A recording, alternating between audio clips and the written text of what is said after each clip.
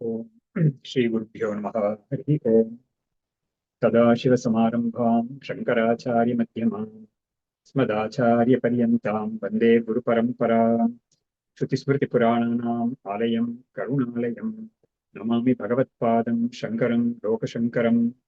शङ्कारूपेण मच्चित्तं पङ्कीकृतमभूद्यया किङ्करीयस्य सामाया शङ्कराचार्यमाश्रये। प्रह्लादवरदो देवो यो नृसिंहः परो हरिः नृसिंहोपासकं नित्यं तं नृसिंहगुरुं भजे। श्रीसच्चिदानन्दशिवाविनव्य नृसिंहभारत्यभिधान् यतीन्द्रान् विद्यानिधीन् मन्त्रनिधीन् सदात्मनिष्ठान् भजे मानवशम्भुरूपान्। सदात्मध्याननिरतं विषयेभ्यः पराङ्मुखम् नौमि शास्त्रेषु निष्णातं चन्द्रशेखरभारतीम् विवेकिनं महाप्रज्ञं धैर्यौदार्यक्षमानिधिं सदाभिनवपूर्वं तं विद्यातीर्थगुरुं भजे। अज्ञानां जाह्नवीतीर्थं विद्यातीर्थं विवेकिनां सर्वेषां सुखदं तीर्थं भारतीतीर्थमाश्रये। विद्याविनय सम्पन्नं वीतरागं विवेकिनं वन्दे वेदान्ततत्त्वज्ञं विदुषेखरभारतीम्। नमामि यामिनीनाथ लेखालङ्कृतकुन्तलां भवानीं भवसन्तापनिर्वापणसुधानदीम्। नमः श्रीशङ्करानन्दगुरुपादाम्बुजन्मने सविलासमहामोहग्राहग्रासैककर्मणे तत्पादाम्बुरुहद्वन्द्वसेवानिर्मलचेतसां सुखबोधाय तत्त्वस्य विवेकोऽयं विधीयते। ಆತ್ಮ ಅನ್ನೋದು ಸ್ವಯಂ ಜ್ಯೋತಿಯಾಗಿರೋದು. ಅದಕ್ಕೆ ಬೇರೆ ಒಂದು ಜ್ಯೋತಿಯ ಅವಶ್ಯಕತೆ ಇಲ್ಲ ಅಂತ ಒಂದು ಅಂಶ.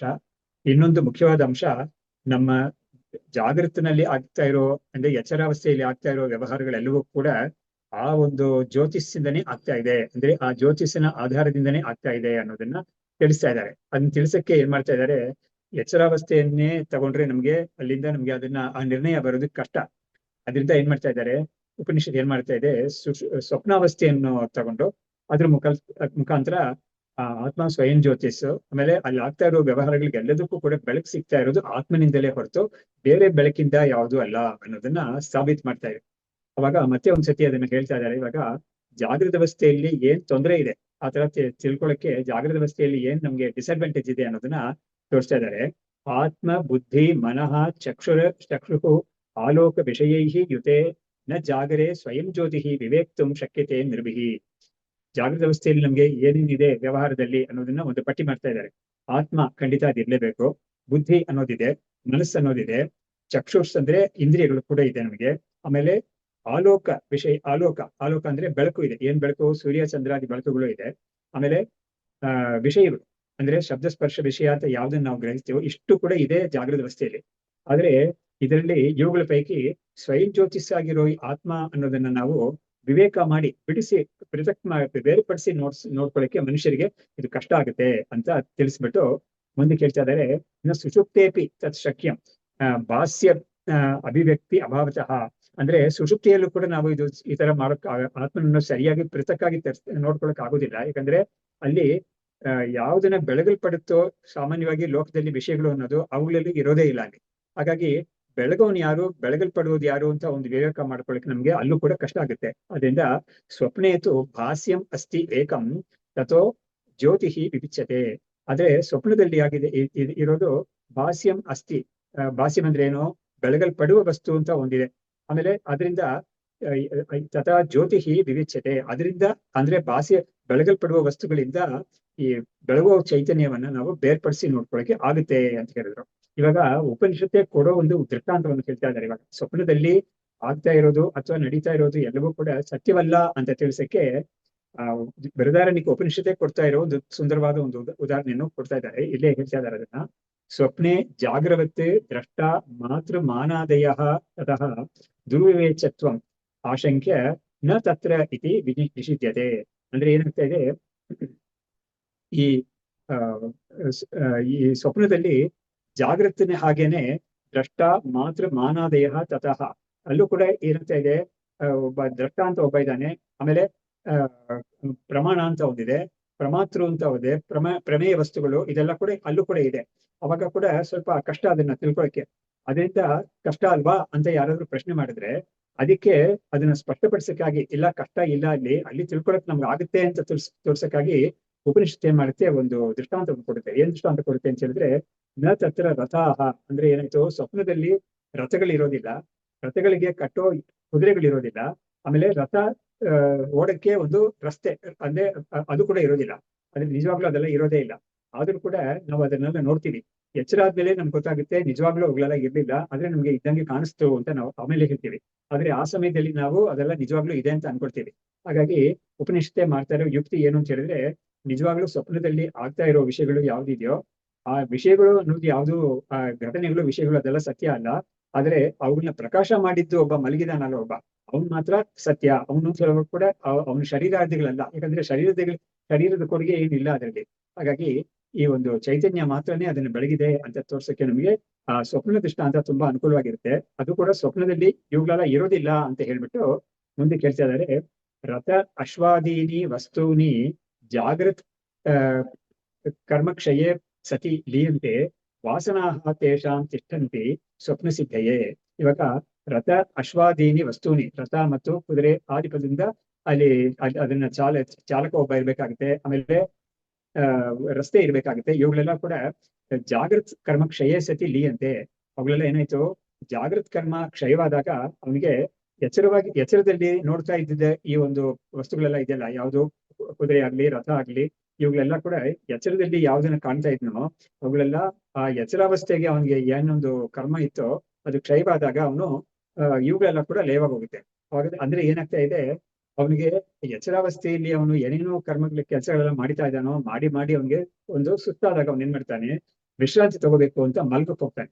ಮಲ್ಗಕ್ಕೆ ಹೋದಾಗ್ಲೇನೆ ಈ ಒಂದು ಸ್ವಪ್ನ ಅನ್ನೋದು ಅವನಿಗೆ ಬರುತ್ತೆ. ಅವಾಗ ಏನಾಗ್ತಾ ಇದೆ, ಎಚ್ಚರಾವಸ್ಥೆಯಲ್ಲಿ ಅವನು ಯಾವ್ದೋ ವಸ್ತುಗಳನ್ನ ಮೆಟೀರಿಯಲ್ ಆಬ್ಜೆಕ್ಟ್ಸ್, ರಿಯಲ್ ಆಬ್ಜೆಕ್ಟ್ಸ್ ಅಂತ ಯಾವ್ದನ್ನ ನೋಡ್ತಾ ಇದ್ನೋ ಅವುಗಳೆಲ್ಲ ಲಯವಾಗಿ ಹೋಗುತ್ತೆ. ಅವನು ಈ ತರ ಮಲ್ಗಕ್ಕೆ ಹೋದಾಗ ಅವಾಗ ವಾಸನಾಹ ತೇಷಾಂ ತಿಷ್ಠಂತಿ ಸ್ವಪ್ನ ಸಿದ್ಧಯೇ. ಆದ್ರೆ ಅವ್ನು ಯಾವ್ದನ್ನ ರಥ ಇತ್ಯಾದಿಗಳೆಲ್ಲ ನೋಡಿದಾನೋ ಎಚ್ಚರಾವಸ್ಥೆಯಲ್ಲಿ ಅವುಗಳ ವಾಸನೆಗಳು ಅವನಲ್ಲಿ ಇರುತ್ತೆ. ಅದ್ ಯಾತಕ್ಕೆ ಇರುತ್ತೆ ಅಂತ ಹೇಳಿದ್ರೆ, ಸ್ವಪ್ನವನ್ನ ಅವನಿಗೆ ಉಂಟು ಮಾಡಕ್ಕಾಗಿ ಅವುಗಳೆಲ್ಲ ಇರುತ್ತೆ ಅಲ್ಲಿ. ಹಾಗಾಗಿ ಸ್ವಪ್ನ ಅಂತ ಬಂದಾಗ ಅವನಿಗೆ ಈ ವಿಷಯಗಳೆಲ್ಲ ಅವನು ಸ್ವಪ್ನದಲ್ಲಿ ನೋಡ್ತಾನೆ. ಆದ್ರೆ ನಿಜವಾದ ಮೆಟೀರಿಯಲ್ ಆಬ್ಜೆಕ್ಟ್ಸ್ ಆಗಿರೋ ಈ ಒಂದು ಈ ಈ ಪ್ರಕೃತಿಯಿಂದ ಮಾಡಲ್ಪಟ್ಟ ಪಂಚಭೂತಗಳಿಂದ ಆಗಿರೋ ಕುದುರೆ, ಆಗಿರೋ ರಥ, ಆಗಿರೋ ರಸ್ತೆ, ಅದನ್ನೆಲ್ಲ ನೋಡಿದ್ರೆ ಅವನು ವಾಸನೆಯಿಂದ ಉತ್ಪತ್ತಿಯಾಗಿರುವ ಕುದುರೆ, ರಥ ಇತ್ಯಾದಿಗಳನ್ನೆಲ್ಲ ಸ್ವಪ್ನದಲ್ಲಿ ನೋಡ್ತಾನೆ ಅಂತ ಹೇಳ್ಬಿಟ್ಟು ಒಂದು ಮುಖ್ಯವಾದ ಒಂದು ಯುಕ್ತಿಯನ್ನ ಇಲ್ಲಿ ಹೇಳ್ತಾ ಇದ್ದಾರೆ. ಅದನ್ನ ಯಾತಕ್ಕೆ ನಾವು ಸತ್ಯ ಅಲ್ಲ ಅಂತ ಹೇಳ್ಬೇಕಾಗುತ್ತೆ ಅಂತ ಹೇಳಿದ್ರೆ, ಅದಕ್ಕೆ ಒಂದು ಯುಕ್ತಿ ಹೇಳ್ತಾ ಇದ್ದಾರೆ. ಲೋಕಸಿದ್ಧಂ ಉಪಾದಾನಂ ನಿಮಿತ್ತಂ ಬಾನ ವಿದ್ಯತೆ ಸ್ವಪ್ನೆ ತೇನ ರಥಾದೀನಂ ಮಿಥ್ಯಾತ್ವಂ ಯುಜ್ಯತೆ ತರಾಂ. ಹಾಗಾಗಿ ಲೋಕದಲ್ಲಿ ನಾವು ಒಂದು ವಸ್ತುವನ್ನು ನೋಡಿದಾಗ, ಓ ಈ ವಸ್ತು ಇದರಿಂದ ಆಗಿದೆ ಅಂದ್ರೆ ಒಂದು ಒಂದು ಒಂದು ಘಟವನ್ನು ನೋಡಿದಾಗ ಅಥವಾ ಒಂದು ರಥವನ್ನು ನೋಡಿದಾಗ, ಓ ಈ ರಥ ಅನ್ನೋದು ಮರದಿಂದ ಆಗಿದೆ, ಮರ ಬೇಕಾಗಿದೆ ಅದನ್ನ ಮಾಡಕ್ಕೆ, ಆಮೇಲೆ ಅದನ್ನ ಮಾಡಕ್ಕೆ ಒಬ್ಬ ಕಾರ್ಪೆಂಟರ್ ಅನ್ನೋದು ಬೇಕಾಗಿದೆ. ಹಾಗಾಗಿ ಏನಾಯ್ತು, ಉಪಾದಾನ ಕಾರಣ ಮತ್ತು ನಿಮಿತ್ತ ಕಾರಣ ಎರಡೂ ಕೂಡ ನಮ್ಗೆ ಜಾಗೃತ ಅವಸ್ಥೆಯಲ್ಲಿ ನೋಡ್ತಾ ಇರೋ ಎಲ್ಲಾ ವಸ್ತುಗಳಿಗೂ ಇರುತ್ತೆ. ಆದ್ರೆ ಸ್ವಪ್ನಕ್ಕೆ ಬಂದಾಗ ಏನಾಗೋಯ್ತು, ಉಪಾದಾನ ಕಾರಣವೂ ಇಲ್ಲ, ನಿಮಿತ್ತ ಕಾರಣವೂ ಇಲ್ಲ. ಆ ತರ ಒಂದು ಯುಕ್ತಿಯನ್ನು ತೋರಿಸ್ತಾ ಇದ್ದಾರೆ ಇವರು. ಅದರಿಂದ ಏನಾಯ್ತು, ಇದನ್ನ ಮಿಥ್ಯ ಅಂತಾನೆ ಹೇಳ್ಬೇಕಾಗಿದೆ. ಸತ್ಯವಾದ ವಸ್ತುವಿಗೆ ನಮ್ಗೆ ಉಪಾದಾನ ಕಾರಣ ಇರುತ್ತೆ, ನಿಮಿತ್ತ ಕಾರಣ ಇರುತ್ತೆ. ಆದ್ರೆ ಈ ಸ್ವಪ್ನದಲ್ಲಿ ನೋಡ್ತಾ ಇರೋ ವಸ್ತುವಿಗೆ ಯಾವ ಉಪಾದಾನದಿಂದ ಮಾಡಿದ್ದಾನೆ, ಯಾವ ಮರ ತಗೊಂಡು ಅವನು ರಥವನ್ನು ಸೃಷ್ಟಿ ಮಾಡಿದ್ದಾರೆ, ಯಾವುದೂ ಇಲ್ಲ. ಆಮೇಲೆ ಯಾರು ಸೃಷ್ಟಿ ಮಾಡಿದ್ದಾರೆ, ಕಾರ್ಪೆಂಟರ್ ಯಾರಾದ್ರು ಬಂದು ಮಾಡಿದ ಅದನ್ನಂದ್ರೆ ಅವ್ರು ಕೂಡ ಇಲ್ಲ ಅಲ್ಲಿ. ಹಾಗಾದ್ರೆ ಏನಾಯ್ತು, ಇದು ಅವನ ಮನಸ್ಸಿಂದಲೇ ಕಲ್ಪಿತವಾಗಿರೋದು ಅಂತ ತೀರ್ಮಾನ ಆಗ್ತಾ ಇದೆ. ಹಾಗಾಗಿ ಕಲ್ಪಿತವಾದ ವಸ್ತು ಅನ್ನೋದು ಸತ್ಯವಲ್ಲ ಅನ್ನೋದಕ್ಕೆ ನಮ್ಗೆ ಈ ಒಂದು ಯುಕ್ತಿ, ಯಾವುದು ಉಪಾದಾನ ಕಾರಣ ಮತ್ತು ನಿಮಿತ್ತ ಕಾರಣ ಇಲ್ಲದಿರುವಿಕೆ ಅಂತ ಇದೆಯಲ್ಲ, ಈ ಯುಕ್ತಿ ಸ್ವಪ್ನದಲ್ಲಿ ನಮ್ಗೆ ಎದ್ದು ಕಾಣುತ್ತೆ. ಅದರಿಂದ ತೇನ ರಥಾದೀನಾಂ ಮಿಥ್ಯಾತ್ವಂ ಯುಜ್ಯತೆ ತರಾಂ. ಅದರಿಂದ ರಥಾದಿಗಳೆಲ್ಲ ನಾವು ಸ್ವಪ್ನದಲ್ಲಿ ನೋಡಿದ್ವಲ್ಲ, ಆದಿಪತ್ಯದಿಂದ ನಾವು ಎಲ್ಲವನ್ನೂ ತಗೋಬಹುದು, ಎಲ್ಲ ಘಟನೆಗಳು ತಗೋಬಹುದು, ಮತ್ತು ಘಟನೆಗಳಿಂದ ನಮ್ಗೆ ಆದ ಒಂದು ಅನುಭವಗಳನ್ನು ಕೂಡ ತಗೋಬಹುದು. ಅದೆಲ್ಲವೂ ಕೂಡ ಮಿಥ್ಯಾನೆ ಅನ್ನೋದನ್ನ ನಾವು ಚೆನ್ನಾಗಿ ಅದು ಹೊಂದುತ್ತೆ ಇಲ್ಲಿಗೆ ಅಂತ ಹೇಳಿದ್ರು. ಆಮೇಲೆ ಅಸಂಗಸ್ಯಾಪಿ ಸಂಭಾವ್ಯಂ ಅವಿದ್ಯಾ ಕಾಮ ಕರ್ಮಭಿಃ ಸೃಷ್ಟುತ್ವಂ ಇತಿ ಅಭಿಪ್ರೇತ್ಯ ಸಹಿ ಕರ್ತ ಇತಿ ಅವೋಚತೆ. ಅಂದ್ರೆ ಏನಾಯ್ತು, ಈ ಉಪನಿಷತ್ತು ಏನ್ ಮಾಡ್ತಾ ಇದೆ, ಈ ರಥ ದೃಷ್ಟ ಅಂತ ಹೇಳುವಾಗ ಸಹಿ ಕರ್ತ ಅಂತ ಒಂದು ಹೇಳುತ್ತೆ. ಅಂದ್ರೆ ಯಾರಾಯ್ತು ಸಹಿ, ಅವನೇ ಯಾರು, ಇವನು ಯಾರಿಗೆ ಮಲಗಿದಾನಲ್ಲ, ಸ್ವಪ್ನ ನೋಡ್ತಾ ಇದ್ದಾನಲ್ಲ, ಅವನನ್ನೇ ಆ ಸ್ವಪ್ನದಲ್ಲಿ ಆಗ್ತಾ ಇರೋ ಎಲ್ಲವಕ್ಕೂ ಕೂಡ ಕರ್ತ ಅಂತ ಹೇಳ್ತಾ ಇದೆ. ಹೇಗ್ ಕರ್ತ, ಅವನೇನು ಮರ ಇತ್ಯಾದಿಗಳೆಲ್ಲ ತಗೊಂಬಂದ ನಿರ್ಮಾಣ ಮಾಡಿದ್ನ, ಅಥವಾ ಅವ್ನು ಏನ್ ಕೊಡುಗೆ ಕೊಟ್ಟಿದ್ದಾನೆ ಇಲ್ಲಿಗೆ ಅಂತ ಹೇಳಿದ್ರೆ ಏನು ಇಲ್ವೇ ಇಲ್ಲ. ಆದ್ರೂ ಕೂಡ ಅವನ್ನ ಕರ್ತ ಅಂತ ಉಪನಿಷತ್ ಯಾತಿ ಕರೀತಾ ಇದೆ ಅಂತ ಹೇಳಿದ್ರೆ, ಇದಕ್ಕೆ ಅವ್ರು ಕೊಡ್ತಾ ಇರೋ ಉತ್ತರ ಏನು ಅಂತ ಹೇಳಿದ್ರೆ, ಈ ಚೈತನ್ಯ ಅನ್ನೋದು ಯದ್ಯಪಿ ಅಸಂಗವಾಗಿ ಇದ್ರೂ ಕೂಡ, ಅಸಂಗ ಅಂದ್ರೆ ಏನು, ಯಾವ್ದ್ರ ಜೊತೆಗೂ ಸಂಬಂಧ ಪಡ್ಕೊಳ್ಳೋಕೆ ಆಗದೆ ಇರೋ ಒಂದು ಚೈತನ್ಯ ಸ್ವರೂಪ. ಸಂಬಂಧ ಅಂತ ಬರ್ಬೇಕಾದ್ರೆ ಏನಾಗ್ಬೇಕು, ಒಂದು ಅವಯವಗಳಿರ್ಬೇಕು. ಇವಾಗ ಕೈ ಅನ್ನೋದು ಮತ್ತು ಪುಸ್ತಕ ಅನ್ನೋದು ಎರಡು ಕೂಡ ಒಂದಕ್ಕೊಂದು ಮುಟ್ಕೊಂಡ್ರೆ, ನಾನು ಕೈಯನ್ನ ಪುಸ್ತಕದ ಮೇಲೆ ಇಟ್ರೆ ಹಸ್ತ ಪುಸ್ತಕ ಸಂಯೋಗ ಅಂತ ನಾವು ಹೇಳ್ತೀವಿ. ಅವಾಗ ಕೈಗೆ ಕೆಲವು ಭಾಗಗಳಿದೆ, ಪುಸ್ತಕಕ್ಕೂ ಕೆಲವು ಭಾಗಗಳಿದೆ. ಅವಾಗ ಏನಿತ್ತು, ಕೈಗೆ ಮೇಲ್ಭಾಗ ಕೆಳಗಡೆ ಭಾಗ ಅಂತೆಲ್ಲ ಇದೆ, ಪುಸ್ತಕಕ್ಕೂ ಹಾಗೆ ಮೇಲ್ಭಾಗ ಕೆಳಗಡೆ ಭಾಗ ಈ ಕಡೆ ಆ ಕಡೆ ಎಲ್ಲ ಭಾಗಗಳು ಇದೆ.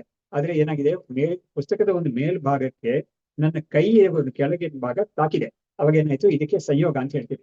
ಈ ತರ ಸಂಯೋಗ ಅಂತ ಆಗ್ಬೇಕಾದ್ರೆ ಎರಡು ವಸ್ತುಗಳು ಮಿನಿಮಮ್ ಇರಬೇಕು. ಆಮೇಲೆ ಆ ಎರಡು ವಸ್ತುಗಳಲ್ಲೂ ಕೂಡ ಭಾಗಗಳಿರ್ಬೇಕು. ಆದ್ರೆ ಈ ಚೈತನ್ಯ ಸ್ವರೂಪವಾಗಿರೋವನಿಗೆ ಯಾವುದ್ರ ಜೊತೆಗೂ ಸಂಯೋಗ ಆಗಕ್ಕೆ ಸಂಬಂಧವೇ ಇಲ್ಲ, ಸಾಧ್ಯವೇ ಇಲ್ಲ. ಯಾಕಂದ್ರೆ ಅವನು ಕೇವಲ ಚೈತನ್ಯ ಸ್ವರೂಪವಾಗಿದ್ದಾನೆ. ಹಾಗಿದ್ರೂ ಕೂಡ ಅವನನ್ನ ಯಾತಕ್ಕೆ ಕರ್ತ ಅಂತ ಕರೆಯುತ್ತೆ ಅಂತ ಹೇಳಿದ್ರೆ, ಅಸಂಗರವಾಗಿರೋ ಚೈತನ್ಯಕ್ಕೆ ಕೂಡ ಅವಿದ್ಯಾ ಕಾಮ ಕರ್ಮ ಬಿಹಿ ಸೃಷ್ಟತ್ವಂ ಅಂತ ಇದೆ. ಅದರಿಂದ ಏನಾಯ್ತು, ಅವಿದ್ಯಾ ಕಾಮ ಕರ್ಮ ಅಂತ ಇದೆಯಲ್ಲ, ಅವುಗಳೆಲ್ಲ ಈ ಚೈತನ್ಯಕ್ಕೂ ಕೂಡ ಮಾಯೆಯಿಂದ ಅಥವಾ ಅವಿದ್ಯೆಯಿಂದ ಬರುತ್ತೆ. ಅದು ಬಂದಾಗ ಏನಾಗುತ್ತೆ, ಅದ್ರ ಮುಖಾಂತರ ಅದಕ್ಕೆ ಒಂದು ಕರ್ತೃತ್ವ ಅನ್ನೋದನ್ನ ಆರೋಪಿತವಾಗಿ ನಾವು ಹೇಳ್ಬೋದು. ಅದು ಕೂಡ ವಾಸ್ತವವಾಗಿ ಕರ್ತೃತ್ವ ಇಲ್ಲ. ಹಾಗಿದ್ರು ಕೂಡ ಹೀಗಾಗಿ ಒಂದು ಕರ್ತೃತ್ವ ಅನ್ನೋದನ್ನ ಔಪಚಾರಿಕವಾಗಿ ಈ ಆತ್ಮನಿಗೆ ಉಪನಿಷತ್ತು ಹೇಳುತ್ತೆ ಅಂತ ಹೇಳಿದ್ರು. ಅದರಿಂದ ಅವ್ರು ಏನ್ ತಿಳಿಸ್ತಾ ಇದ್ದಾರೆ ಅಂತ ಹೇಳಿದ್ರೆ, ಆತ್ಮ ಅನ್ನೋದಕ್ಕೆ ನಿಜವಾಗ್ಲೂ ಕರ್ತೃತ್ವ ಅನ್ನೋದು ಸಾಧ್ಯವಿಲ್ಲ. ಆದ್ರೆ ಅವಿದ್ಯಾ ಕಾಮ ಕರ್ಮ ಅಂತ ಒಂದು ಇದೆಯಲ್ಲ, ಅದ್ರ ಜೊತೆಗೆ ಒಂದು ಅಧ್ಯಾಸ ಬಂದಾಗ ಅವಾಗ ಆ ಜೀವ ಅನ್ನೋದು ಉಂಟಾಗುತ್ತೆ. ಆ ಜೀವ ಅನ್ನೋದು ಕರ್ಮಗಳೆಲ್ಲ ಮಾಡಿರುತ್ತೆ, ಆ ಕರ್ಮಗಳ ಫಲವನ್ನು ಅನುಭವಿಸುತ್ತೆ. ಆ ಕರ್ಮಗಳ ಫಲವಾಗಿ ಅದು ಎಚ್ಚರದಲ್ಲೂ ಕೆಲವು ಫಲವನ್ನು ಅನುಭವಿಸುತ್ತೆ ಮತ್ತು ಸ್ವಪ್ನದಲ್ಲೂ ಕೆಲವು ಫಲಗಳನ್ನು ಅನುಭವಿಸುತ್ತೆ. ಅವಾಗ ಸ್ವಪ್ನದಲ್ಲಿ ಅನುಭವಿಸ್ಬೇಕಾಗಿರೋ ವಸ್ತುಗಳೆಲ್ಲ ಎಲ್ಲಿಂದ ಬಂತು ಅಂತ ಕೇಳಿದ್ರೆ, ಆ ವಾಸನೆಯಿಂದ ಬಂತು. ಹಾಗಾದ್ರೆ ಇದೆಲ್ಲಕ್ಕೂ ಕೂಡ ಯಾರು ನಿಜವಾಗ್ಲೂ ಆಧಾರಭೂತವಾಗಿರೋದು ಅಂತ ಹೇಳಿದ್ರೆ, ಈ ಚೈತನ್ಯ ಮಾತ್ರವೇ ಆಧಾರಭೂತವಾಗಿರೋದು ಅನ್ನೋದು ನಿಮಗೆ ತೀರ್ಮಾನ ಆಗುತ್ತೆ. ಎಚ್ಚರದಲ್ಲೂ ಕೂಡ ಅದನ್ನ ನಾವು ಅಧ್ಯಾಹಾರ ಇದು ಎಕ್ಸ್ಟೆಂಡ್ ಮಾಡಿ, ಎಕ್ಸ್ಟ್ರಾಪೊಲೇಟ್ ಮಾಡಿ, ಸ್ವಪ್ನದಲ್ಲಿ ನೋಡಿದ್ದ ಯಾವ ತೀರ್ಮಾನ ನಮ್ಗೆ ಬಂತು ಅದನ್ನ ಎಚ್ಚರದಲ್ಲೂ ಕೂಡ ನಾವು ಅದನ್ನು ಎಕ್ಸ್ಟ್ರಾಪೊಲೇಟ್ ಮಾಡಿ ತಿಳ್ಕೋಬೇಕು ಅನ್ನೋದೇ ಉದ್ದೇಶ ಈ ಉಪನಿಷತ್ತಿಗೆ ಈ ವಿಷಯವನ್ನ ಹೇಳೋದ್ರಲ್ಲಿ. ಬ್ರಾಹ್ಮಣೋಕ್ತಾರ್ಥ ದಾರ್ಢ್ಯಾರ್ಥಂ ಶ್ರುತಿ ಮಂತ್ರಾನ್ ಉದಾಹರತೆ ಸ್ವಯಂ ಜ್ಯೋತಿಷ್ವ ದೇಹಾದಿ ಭಿನ್ನತ್ವೇ ತೇಷು ಅತಿಸ್ಫುಟೆ. ಇವಾಗ ಅಂದ್ರೆ ಉಪನಿಷತ್ತಿನ ಬ್ರಾಹ್ಮಣ ಭಾಗ ಮೇಲೆ ಇದು ಮಂತ್ರ ಭಾಗ, ಬ್ರಾಹ್ಮಣ ಭಾಗ ಅಂತೆಲ್ಲ ಇದೆಯಲ್ಲ, ಅದರಲ್ಲಿ ಇರೋ ವಿಷಯಗಳೆಲ್ಲ ಉಪನಿಷತ್ತು ಹೇಳ್ತಾ ಇದೆ. ಇದರಿಂದ ನಮ್ಗೆ ಸಿಕ್ತು ಅಂತ ಹೇಳಿದ್ರೆ, ಸ್ವಯಂ ಜ್ಯೋತಿಷ್ವ ಅಂತ ಒಂದು ಅಂಶ ಸಿಕ್ತು. ಆಮೇಲೆ ದೇಹಾದಿ ಭಿನ್ನತ್ವ ಅದೆರಡು ಸಿಕ್ತು ನಮ್ಗೆ. ಆತ್ಮ ಚೈತನ್ಯ ಅನ್ನೋದು ಸ್ವಯಂ ಜ್ಯೋತಿಷಾಗಿರೋದು ಅಂತ ಒಂದು ಮುಖ್ಯವಾದ ಒಂದು ಪ್ರಮೇಯ ನಮ್ಗೆ ಸಿಕ್ತು. ಈ ಒಂದು ಸ್ವಪ್ನ ದೃಷ್ಟಾಂತದ ಒಂದು ವಿಚಾರಣೆ ಮಾಡಿದ್ರಿಂದ. ಆಮೇಲೆ ಇನ್ನೊಂದೇನಾಯ್ತು, ಆ ಚೈತನ್ಯ ದೇಹಾದಿಗಳಿಂದ ಬೇರೆ ಆಗಿರೋದು ಅಂತಾನು ಗೊತ್ತಾಯ್ತು.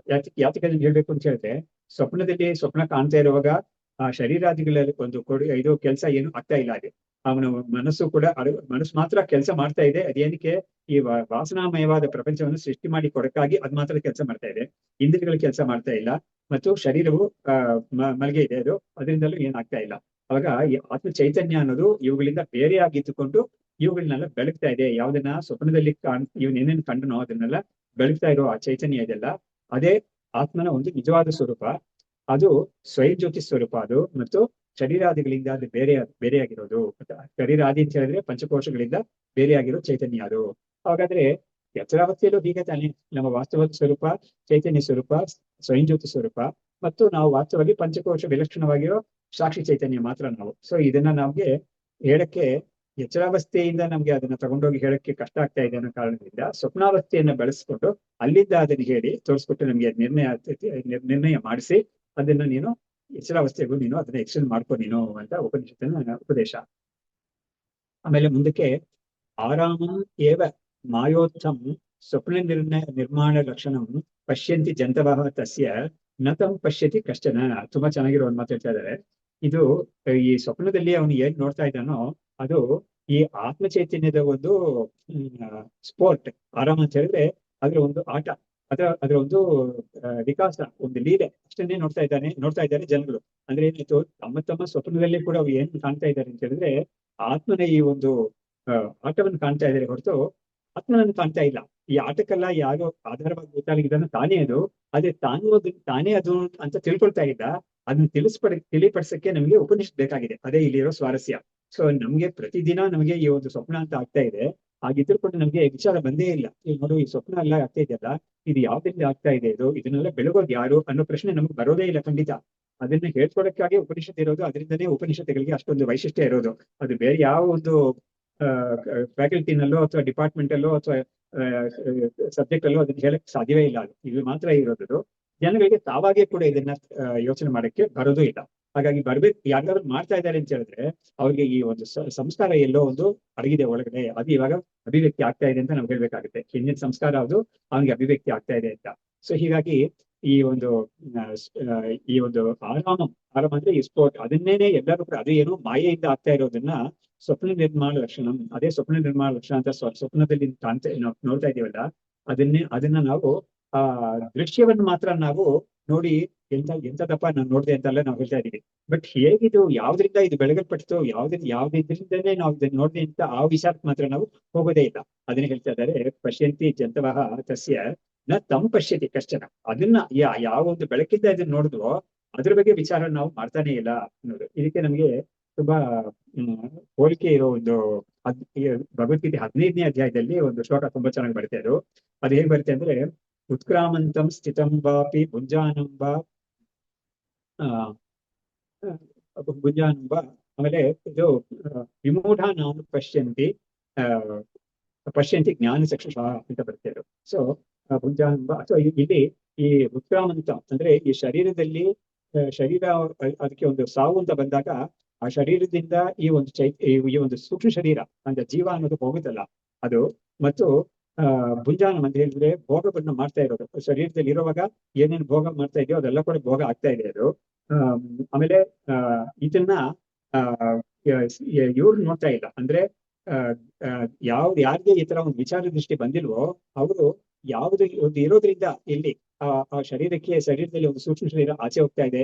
ಆಮೇಲೆ ಯಾವ ಒಂದು ಚೈತನ್ಯ ಇರೋದ್ರಿಂದ ಈ ತರ ಒಂದು ಭೋಗ ಇದೆಲ್ಲ ಆಗ್ತಾ ಇದೆ. ಹಾಗಾಗಿ ಗುಣಾನ್ವಿತ ಭುಂಜಾನಂಬ ಗುಣಾನ್ವಿತ ಅಂತ ಹೇಳಿದ್ರೆ ಸತ್ವರಜಸ್ ತಮಸ್ಸಿಂದ ಬಂದಿರೋ ಗುಣಗಳೆಲ್ಲ ಇದೆಯಲ್ಲ ಅವುಗಳನ್ನೆಲ್ಲ ಸೇರಿಸ್ಕೊಂಡು ಅವುಗಳೆಲ್ಲ ಹೇಗೆ ಸೇರಿಸ್ಕೊಂಡಿದ್ದಾನೆ ಇವನು ಈ ಜೀವ, ಆ ಸತ್ವರಜಸ್ ತಮೋ ಗುಣಗಳಿಂದಲೇ, ಪ್ರಕೃತಿಯ ಸತ್ವರಜಸ್ ತಮೋ ಗುಣಗಳಿಂದಲೇ ಇವನಿಗೆ ಶರೀರ, ಇಂದ್ರಿಯಗಳು, ಮನಸ್ಸು, ಬುದ್ಧಿ, ಅಹಂಕಾರ ಎಲ್ಲವೂ ಕೂಡ ಉಂಟಾಗಿದೆ. ಇವುಗಳನ್ನೆಲ್ಲ ಇವನು ತಾನೇ ಅಂತ ಅನ್ಕೊಂಡ್ಬಿಟ್ಟಿದ್ದಾನೆ. ಹಾಗಿದ್ಕೊಂಡು ಅವನು ಭೋಗವನ್ನು ಮಾಡ್ತಾ ಇದ್ದಾನೆ. ಹೊರಗಡೆ ಇರೋ ವಸ್ತುಗಳ ಭೋಗವನ್ನು ಮಾಡ್ಕೊಂಡಿದ್ದಾನೆ. 13ನೇ ಅಧ್ಯಾಯದ ಒಂದು ವಿಷಯಗಳೆಲ್ಲ ನಾವು ನೆನಪು ಮಾಡ್ಕೋಬೇಕು. ಹಾಗಿದ್ಕೊಂಡು ಇರುವಾಗ ಈ ಒಂದು ಭೋಗ, ಈ ಒಂದು ಆಕ್ಟಿವಿಟಿ ಇದೆಲ್ಲ ನಡೀತಾ ಇದೆಯಲ್ಲ, ಈ ವಿಷಯಗಳೆಲ್ಲ ಕೂಡ ಜಡ ವಿಷಯಗಳೇ ಇದೆಲ್ಲ. ಭೋಗ ಆಗ್ತಾ ಇರೋದು ಅನ್ನೋದು ಈ ಇಂದ್ರಿಯಗಳ ಮುಖಾಂತರ, ಮನಸ್ಸಿನ ಮುಖಾಂತರ, ಶರೀರದ ಮುಖಾಂತರ, ಅದು ಜಡವೇ, ಪಂಚಭೂತಗಳಿಂದ ಆಗಿರೋದು. ಸರಿ, ಯಾವ್ದನ್ನ ಭೋಗಿಸ್ತಾ ಇದ್ದೇನೆ ಅಂತ ಹೇಳಿದ್ರೆ ಶಬ್ದಸ್ಪರ್ಶ ರೂಪ ರಸಗಂಧ ಅಂತ, ಅದು ಕೂಡ ಜಡವೇ, ಪಂಚಭೂತಗಳಿಂದ ಆಗಿರೋದು. ಹೀಗಿರುವಾಗ ಇದೆಲ್ಲ ಜಡವಾಗಿರೋದು ಹೇಗೆ ಇಂಥ ಒಂದು ಆಗ್ತಾ ಇದೆ, ಅದಕ್ಕೂ ಹೇಗೆ ಸಂಬಂಧ ಬರ್ತಾ ಇದೆ, ಅದ್ರ ಸಂಬಂಧ ಪಡ್ಕೊಂಡಿದ್ರ ಇವನು ಇದು ಸಿಹಿಯಾಗಿದೆ, ಇದು ಇಂಥ ಕಹಿಯಾಗಿದೆ, ಇದರಿಂದ ಒಂದು ದುಃಖ ಉಂಟಾಗ್ತಾ ಇದೆ ಅಂತೆಲ್ಲ ಹೇಳ್ತಾ ಇದ್ದಾನಲ್ಲ. ಆಮೇಲೆ ಈ ಶರೀರದಿಂದ ಈ ಸೂಕ್ಷ್ಮ ಶರೀರ ಒಂದು ಆಚೆ ಹೋಗ್ತಾ ಇದೆಯಲ್ಲ, ಇದೆಲ್ಲ ಆಗ್ಬೇಕು ಅಂತ ಹೇಳಿದ್ರೆ ಇದು ಒಳಗಡೆ ಒಂದು ಚೈತನ್ಯ ಇರ್ಬೇಕಲ್ವಾ ಅಂತ ಒಂದು ಪ್ರಶ್ನೆ ಯಾರಿಗೂ ಬರೋದೇ ಇಲ್ಲ. ಹಾಗಾಗಿ ಯಾರಿಗೆ ಬಂದಿದೆಯೋ ಗುರು ಶಾಸ್ತ್ರ ಮುಖಾಂತರ ಯಾರಿಗೆ ಅದ್ರ ಸಿಕ್ಕಿದವ್ರು ಏನ್ ಮಾಡ್ತಾ ಇದ್ದಾರೆ, ಅದನ್ನ ಮಾಡಿದ್ದಾರೆ, ಅದನ್ನ ಚೆನ್ನಾಗಿ ಮುಂದಕ್ಕೆ ತಗೊಂಡೋಗಿ ಸಾಕ್ಷಾತ್ಕಾರ ಪಡ್ಕೊಂಡಿದ್ದಾರೆ. ಅದರಿಂದಲೇ ವಿಮೂಢ ನಾನು ಪಶ್ಯಂತಿ ಉತ್ಕ್ರಾಮಂತಂ ಸ್ಥಿತಂ ಬಾರಿ ಭುಂಜಾನಂಬ ಗುಣಾನ್ವಿತಂ ಎಲ್ಲ ರೀತಿಯನ್ನು ಹೇಳಿದ್ದಾರೆ. ಅಂತ ಒಬ್ಬನ್ನ ಅಜ್ಞಾನಿಗಳು ಅಂದ್ರೆ ಯಾರು ಈ ಲೋಕದಲ್ಲೇ ಮುಳುಗಿದಾರೋ ಅವ್ರಿಗೆ ಈ ದೃಷ್ಟಿ ಬರೋದೇ ಇಲ್ಲ. ಆದ್ರೆ ಪಶ್ಯಂತಿ ಜ್ಞಾನಚಕ್ಷುಷ ಅಂದ್ರೆ ಜ್ಞಾನಚಕ್ಷುಷ್ ಅಂತ ಯಾರಿಗೆ ಬಂದಿದೆಯೋ, ಅಂದ್ರೆ ಅಪರೋಕ್ಷ ಜ್ಞಾನ ಅಂತ ಯಾರಿಗೆ ಬಂದಿದೆಯೋ ಅವರು ಈ ಚೈತನ್ಯವನ್ನು ಕಂಡುಕೊಳ್ತಾರೆ ಅಂತ ಅಲ್ಲಿ ತುಂಬಾ ಚೆನ್ನಾಗಿ ಕೃಷ್ಣ ಹೇಳಿದ್ದಾನೆ. ಹಾಗಾಗಿ ಈ ಸ್ವಪ್ನ ದೃಷ್ಟಾಂತವನ್ನ ಉಪನಿಷತ್ ಹೇಳಿ ನಮ್ಗೆ ತೋರಿಸ್ಕೊಡೋದು. ಕೃಷ್ಣ ಅಲ್ಲಿ ನಮ್ಗೆ ಎಚ್ಚರಾವಸ್ಥೆಯಲ್ಲೇ ಕೂಡ ಆಗ್ತಾ ಇರೋ ಇವುಗಳಿಗೆಲ್ಲ ಒಂದು ಚೈತನ್ಯ ಇರ್ಬೇಕಲ್ಲ ಅಂತ ಒಂದು ಪ್ರಶ್ನೆ ನಮ್ಗೆ ಯಾತಕ್ಕೆ ಬರ್ತಾ ಇಲ್ಲ. ಅದು ಬರಕ್ ಸಾಧ್ಯವಿಲ್ಲ. ಯಾಕಂದ್ರೆ ತಾನಾಗೆ ಅದು ಬರಕ್ ಸಾಧ್ಯವಿಲ್ಲ. ಅದು ಬಂತು ಅಂತ ಹೇಳಿದ್ರೆ ಅದು ಉಪನಿಷತ್ತಿನ ಮತ್ತು ಗುರುಶಾಸ್ತ್ರದ ಒಂದು ಪ್ರಸಾದದಿಂದನೇ ಬಂದಿರ್ಬೇಕು. ಅದು ಬಂದಿದ್ ಮಾತ್ರ ಸಾಲದು, ಅದನ್ನ ಲಾಜಿಕಲ್ ಎಂಡ್ ತಗೊಂಡೋಗಿ ಅದನ್ನ ಸಾಕ್ಷಾತ್ಕಾರವನ್ನು ಮಾಡ್ಕೊಂಡಿರೋ ಇದಲ್ಲ ಅವ್ರನ್ನ ಅದು ಅಲ್ಲಿ ಗೀತೆಯಲ್ಲಿ ತುಂಬಾ ಪಶ್ಚಿಂತಿ ಜ್ಞಾನ ಚಕ್ಷುಷಃ ಅಂತ ಹೇಳಿ ಅದಕ್ಕೆ ಕೊಂಡಾಡಿದ್ದಾರೆ. ಅದು ಇಲ್ಲಿ ಇನ್ನೊಂದು ಒಂದು ಏನ್ ಹೇಳುದು ಅಸ್ ಎ ಸೈಡ್ ಇನ್ನೊಂದು ಮಾಹಿತಿಯನ್ನು ಇವ್ರು ಕೊಟ್ಟಿದ್ದಾರೆ. ಚಿಕಿತ್ಸಕ ಪ್ರಸಿದ್ಧಾಪಿ ಸುಪ್ತಃ ದೇಹಾತ್ ವಿಭಿದ್ಯತೆ ಧೃತಂ ನ ಬೋಧಯೇತ್ ಸುಪ್ತಂ ಇತಿ ಪ್ರಾಹುಃ ಚಿಕಿತ್ಸಕಾಃ ಇದು ವೇದಾಂತ ಹೇಳ್ತಾ ಇರೋದು ಮಾತ್ರ ಅಲ್ಲ, ಈ ಶರೀರಾದಿಗಳಿಂದ ಬೇರೆಯಾಗಿರೋದು ಈ ಆತ್ಮ ಅನ್ನೋದು ಆ ಆ, ವೇದಾಂತ ಮಾತ್ರ ಹೇಳ್ತಾ ಇರೋದಿಲ್ಲ. ಉಪನಿಷತ್ ಇದು ಚಿಕಿತ್ಸಕರು ಅಂದ್ರೆ ಆಯುರ್ವೇದ ಕಾಲದಲ್ಲಿ ಅವಾಗಲೇ ಇದ್ದಿದೆ ಇದು. ಏನ್ ಹೇಳ್ತಾರೆ ಅಂತ ಹೇಳಿದ್ರೆ, ಮಲಗಿರೋನ್ನ ನಿದ್ದೆ ಮಾಡ್ತಾ ಇರೋನ್ನ ಕಟ್ ಅಂತ ಎಬ್ಬಿಸಬಾರ್ದು ಅಂತ ಒಂದು ನಿಯಮ ಇದೆ. ಅದು ಯಾತಕ್ಕೆ ಅದು ಹೇಳುತ್ತೆ ಅಂತ ಹೇಳಿದ್ರೆ, ಈ ಒಂದು ಆತರ ಮಾಡಿದಾಗ ಈ ಶರೀರದಲ್ಲಿಂದ ಅದು ಸ್ವಲ್ಪ ವಿಚಲಿತವಾಗಿ ಇರುತ್ತೆ ಆತ್ಮ. ಅದು ಶರೀರದಲ್ಲಿ ಬಂದು ಮತ್ತೆ ಸೇರ್ಕೊಳ್ಳುವಾಗ ಏನಾಗುತ್ತೆ, ಯದ್ವಾ ತದ್ವಾ ಆಗೋ ಚಾನ್ಸ್ ಇದೆ. ಅದರಿಂದ ಅವನಿಗೆ ತುಂಬಾ ಕಷ್ಟಕರ ಅದನ್ನ ಸರಿ ಮಾಡೋದು ಅಂತ ಒಂದು ಡಿಸೀಸ್ ಎಲ್ಲ ಅವ್ನಿಗೆ ಬರಕ್ಕೆ ಸಾಧ್ಯತೆ ಇದೆ ಅಂತ ಕಾರಣದಿಂದ ಅಲ್ಲೂ ಕೂಡ ಅವ್ರು ಕೂಡ ಹೇಳ್ತಾ ಇದ್ದಾರೆ, ಚಿಕಿತ್ಸಕ ಪ್ರಸಿದ್ಧಿಯಾಪಿ ಸುಪ್ತಃ ದೇಹಾತ್ ವಿಭಿದ್ಯತೆ. ಅವ್ರು ಕೂಡ ಅವ್ರ ದೃಷ್ಟಿಯಿಂದ ಕೂಡ ಯಾರು ನಿದ್ದೆ ಮಾಡ್ತಾ ಇದ್ದಾನೋ ಆ ಜೀವ ಆ ದೇಹದಿಂದ ಅವನು ಬೇರೆ ಅಂತ ಅವ್ರು ಕೂಡ ಕಂಡುಕೊಂಡಿದ್ದಾರೆ. ಯಾತಕ್ಕೆ ಹೇಗ್ ಗೊತ್ತಾಗುತ್ತೆ ಅಂದ್ರೆ, ಧೃತಂನ ಬೋಧಯೇ ಸುಪ್ತಂ, ಮಲಗಿರೋನ್ನ ತಟ್ ಅಂತ ಅವ್ರನ್ನ ಎಬ್ಬಿಸಬಾರ್ದು ಅಂತ ಒಂದು ಶಾಕ್, ಇಟ್ ಬಿ ಶಾಕ್ ಅಂತ ಹೇಳ್ತಾ ಇದ್ದಾರೆ ಅವರು. ಹಾಗಾಗಿ ಅದು ಮಾಡಬಾರ್ದು ಅಂತ ಅವ್ರು ಕೂಡ ಹೇಳ್ತಾ ಇದ್ದಾರೆ ಅಂತ ಆ ಪ್ರಮಾಣದಿಂದಲೂ ಕೂಡ ಈ ಒಂದು ಶರೀರಾದಿಗಳಿಂದ ಬೇರೆ ಈ ಒಂದು ಆತ್ಮ ಅನ್ನೋದನ್ನ ನಾವು ತಿಳಿಯಕ್ಕೆ ಸಾಧ್ಯವಿದೆ ಅಂತ ಹೇಳಿ ಮುಂದಕ್ಕೆ ದೇಹ ಅನ್ಯತ್ವ ಸ್ವಪ್ರಭತ್ವೇ ಅಸೋಢ್ವ ಸ್ವಪ್ನಂ ಅಪಿ ಅಮುಂ ಅಪನ್ವಾನಾಹ ಚಾರ್ವಾಕಾಹ ತಸ್ಯ ಆಹುಹು ಜಾಗರಾತ್ಮತಾಂ. ಇವಾಗ ಏನ್ ಹೇಳ್ತಾ ಇದಾರೆ, ಚಾರ್ವಾಕರು ಅಂತ ಯಾರಿದಾರೋ ಅವರು ಅತೀಂದ್ರಿಯವಾದ ಒಂದು ವಿಷಯವನ್ನ ಅವರು ಯಾವುದು ಒಪ್ಪದೇ ಇಲ್ಲ ಅವರು. ಹಾಗಾಗಿ ಅವ್ರು ಏನ್ ಮಾಡ್ತಾ ಇದಾರೆ, ದೇಹ ಅನ್ಯತ್ವ, ಶರೀರದಿಂದ ಬೇರೆಯಾಗಿರೋ ಒಂದು ಆತ್ಮ ಅನ್ನೋದನ್ನ ಅವ್ರು ಖಂಡಿತ ಒಪ್ಪೋದೇ ಇಲ್ಲ. ಶರೀರವೇ ಆತ್ಮ ಅಂತ ಹೇಳೋರು ಅವರು.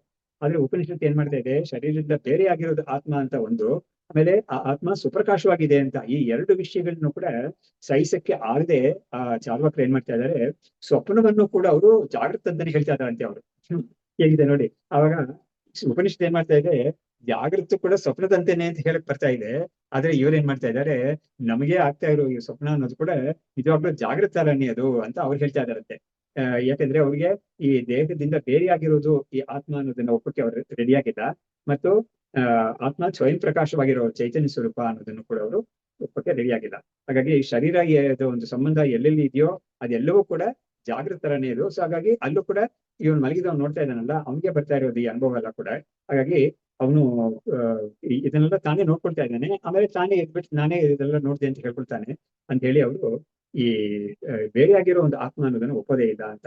ಆದ್ರೆ ಭಗವತ್ಪಾದರು ಏನ್ ಮಾಡಿದ್ದಾರೆ, ಅವರು ಸೂತ್ರ ಭಾಷೆಯಲ್ಲಿ ಒಂದು ಕಡೆ ಈ ಒಂದು ಯಾವ ನಾನು ಸ್ವಪ್ನದಲ್ಲಿ ಇದೆಲ್ಲ ನೋಡಿದ್ನೋ ಆ ನಾನೇ ಇವಾಗ ಅದ್ರ ಬಗ್ಗೆ ಹೇಳ್ತಾ ಇದ್ದೀನಿ ಅಂತ ಒಂದು ಅನುಭವ ಎಲ್ಲರಿಗೂ ಇದೆಯಲ್ಲ, ಈ ಒಂದು ಅನುಭವವನ್ನು ಇಟ್ಕೊಂಡೇ ಕೂಡ ನಾವು ಈ ಚಾರ್ವಾಕರ ಒಂದು ವಾದವನ್ನ ನಾವು ಅಲಗಡಿಬಹುದು ಅಂತ ಅವ್ರು ಹೇಳಿದ್ದಾರೆ. ಅಂದ್ರೆ ಅಲ್ಲೇ ಯಾವಾಗ ಏನಾಯ್ತು, ಸ್ವಪ್ನದಲ್ಲಿ ಯಾರು ನಾನು ಇದನ್ನೆಲ್ಲ ನೋಡಿದ್ನೋ ಅಂತ ಹೇಳುವಾಗ ಶರೀರದಿಂದ ಬೇರೆಯಾಗಿರೋನ್ನೇ ನಾವು ಒಪ್ಬೇಕಾಗಿದೆ. ಯಾಕಂದ್ರೆ ಶರೀರದಲ್ಲಿ ಆ ಸಮಯದಲ್ಲಿ ಮಲಗಿದವನೊಬ್ಬಾಗಿ ಆಗಿದ್ದಾನ ಅವನು. ಆದ್ರೆ ಇವನು ಎದ್ಮೇಲೆ ಹೇಳ್ತಾ ಇರೋನು ಅವನದೇ ಒಂದು ಆಗಿರೋ ಒಂದು ಅನುಭವವನ್ನ ನೆನಪು ಮಾಡ್ಕೊಂಡು ಹೇಳ್ತಾ ಇದ್ದಾನೆ. ಹಾಗಿರುವಾಗ ಶರೀರಕ್ಕಿಂತ ಬೇರೆಯಾಗಿರೋ ಒಂದನ್ನ ನಾವು ಒಪ್ಪದೇನೆ ಈ ಒಂದು ಸ್ವಪ್ನ ಅನುಭವವನ್ನ ನಾವು ರಿಕಾಲ್ ಮಾಡೋದಕ್ಕೆ ಅನ್ನೋದಕ್ಕೆ ಸಾಧ್ಯವಿಲ್ಲ ಅದು ಅನ್ನೋದನ್ನ ಒಂದು ಕಡೆ ಸೂಚನೆ ಮಾಡಿದ್ದಾರೆ. ಇವಾಗ ಆ ತರ ಚಾರ್ವಾಕರು ಹೇಳ್ತಾ ಇದ್ದಾರಲ್ಲ, ಅದು ಅಸತೆ, ಅದು ಸರಿ ಇಲ್ಲ. ಸ್ವಪ್ನ ಪಾರ್ಥಕ್ಯಂ ಪ್ರಸಿದ್ಧಂ ಲೋಕಶಾಸ್ತ್ರಯೋ ಅತ್ರಾಯಂ ಪುರುಷಃ ತೇನ ಸ್ವಪ್ರಭಃ ಚೇತನಃ ಪೃಥಕ್ ಅಂತ. ಇವಾಗ ಅವ್ರು ಹೇಳ್ತಾ ಇರೋದು ಸರಿ ಇಲ್ಲ. ಯಾಕಂದ್ರೆ ಸ್ವಪ್ನದಿಂದ ಸ್ವಪ್ನ ಪಾರ್ಥಕ್ಯಂ ಅಂದ್ರೆ ಈ ಒಂದು ಚೈತನ್ಯ ಅನ್ನೋದು ಈ ಸ್ವಪ್ನಕ್ಕಿಂತ ಅದು ಬೇರೆಯಾಗಿರೋದು ಅನ್ನೋದು ಲೋಕದಲ್ಲೂ ಪ್ರಸಿದ್ಧವಾಗಿದೆ, ಶಾಸ್ತ್ರದಲ್ಲೂ ಪ್ರಸಿದ್ಧವಾಗಿದೆ. ಅದು ಎಲ್ಲಿ ಶಾಸ್ತ್ರದಲ್ಲಿ ಪ್ರಸಿದ್ಧವಾಗಿದೆ ಅಂತ ಹೇಳಿದ್ರೆ, ಅತ್ರಾಯಂ ಪುರುಷಃ ಸ್ವಯಂ ಜ್ಯೋತಿ ಅಂತ ಅದು ಉಪನಿಷತ್ ವಾಕ್ಯ, ಅದನ್ನು ಹೇಳ್ತಾ ಇದ್ದಾರೆ. ಅದರಿಂದ ಈ ಆತ್ಮಚೈತನ್ಯ ಅನ್ನೋದು ಅದಕ್ಕೆ 3 ವಿಧವಾದ ಪ್ರಾಪರ್ಟೀಸ್ ನಮಗೆ ಸಿದ್ಧವಾಗುತ್ತೆ ಅಂತ. ಯಾವುದು, ಒಂದು ಸ್ವಪ್ರಭ, ಅದು ಸ್ವಯಂ ಪ್ರಕಾಶವಾಗಿರೋ ಚೈತನ್ಯ, ಅದಕ್ಕೆ ಬೇರೆ ಒಂದು ಚೈತನ್ಯದಿಂದ ಅವಶ್ಯಕತೆ ಇಲ್ಲ ಅನ್ನೋದು ಒಂದು, ಸೆಲ್ಫ್ ಲೂಮಿನಸ್ ಅಂತ ಹೇಳ್ತೀವಲ್ಲ ಆ ತರ ಒಂದು.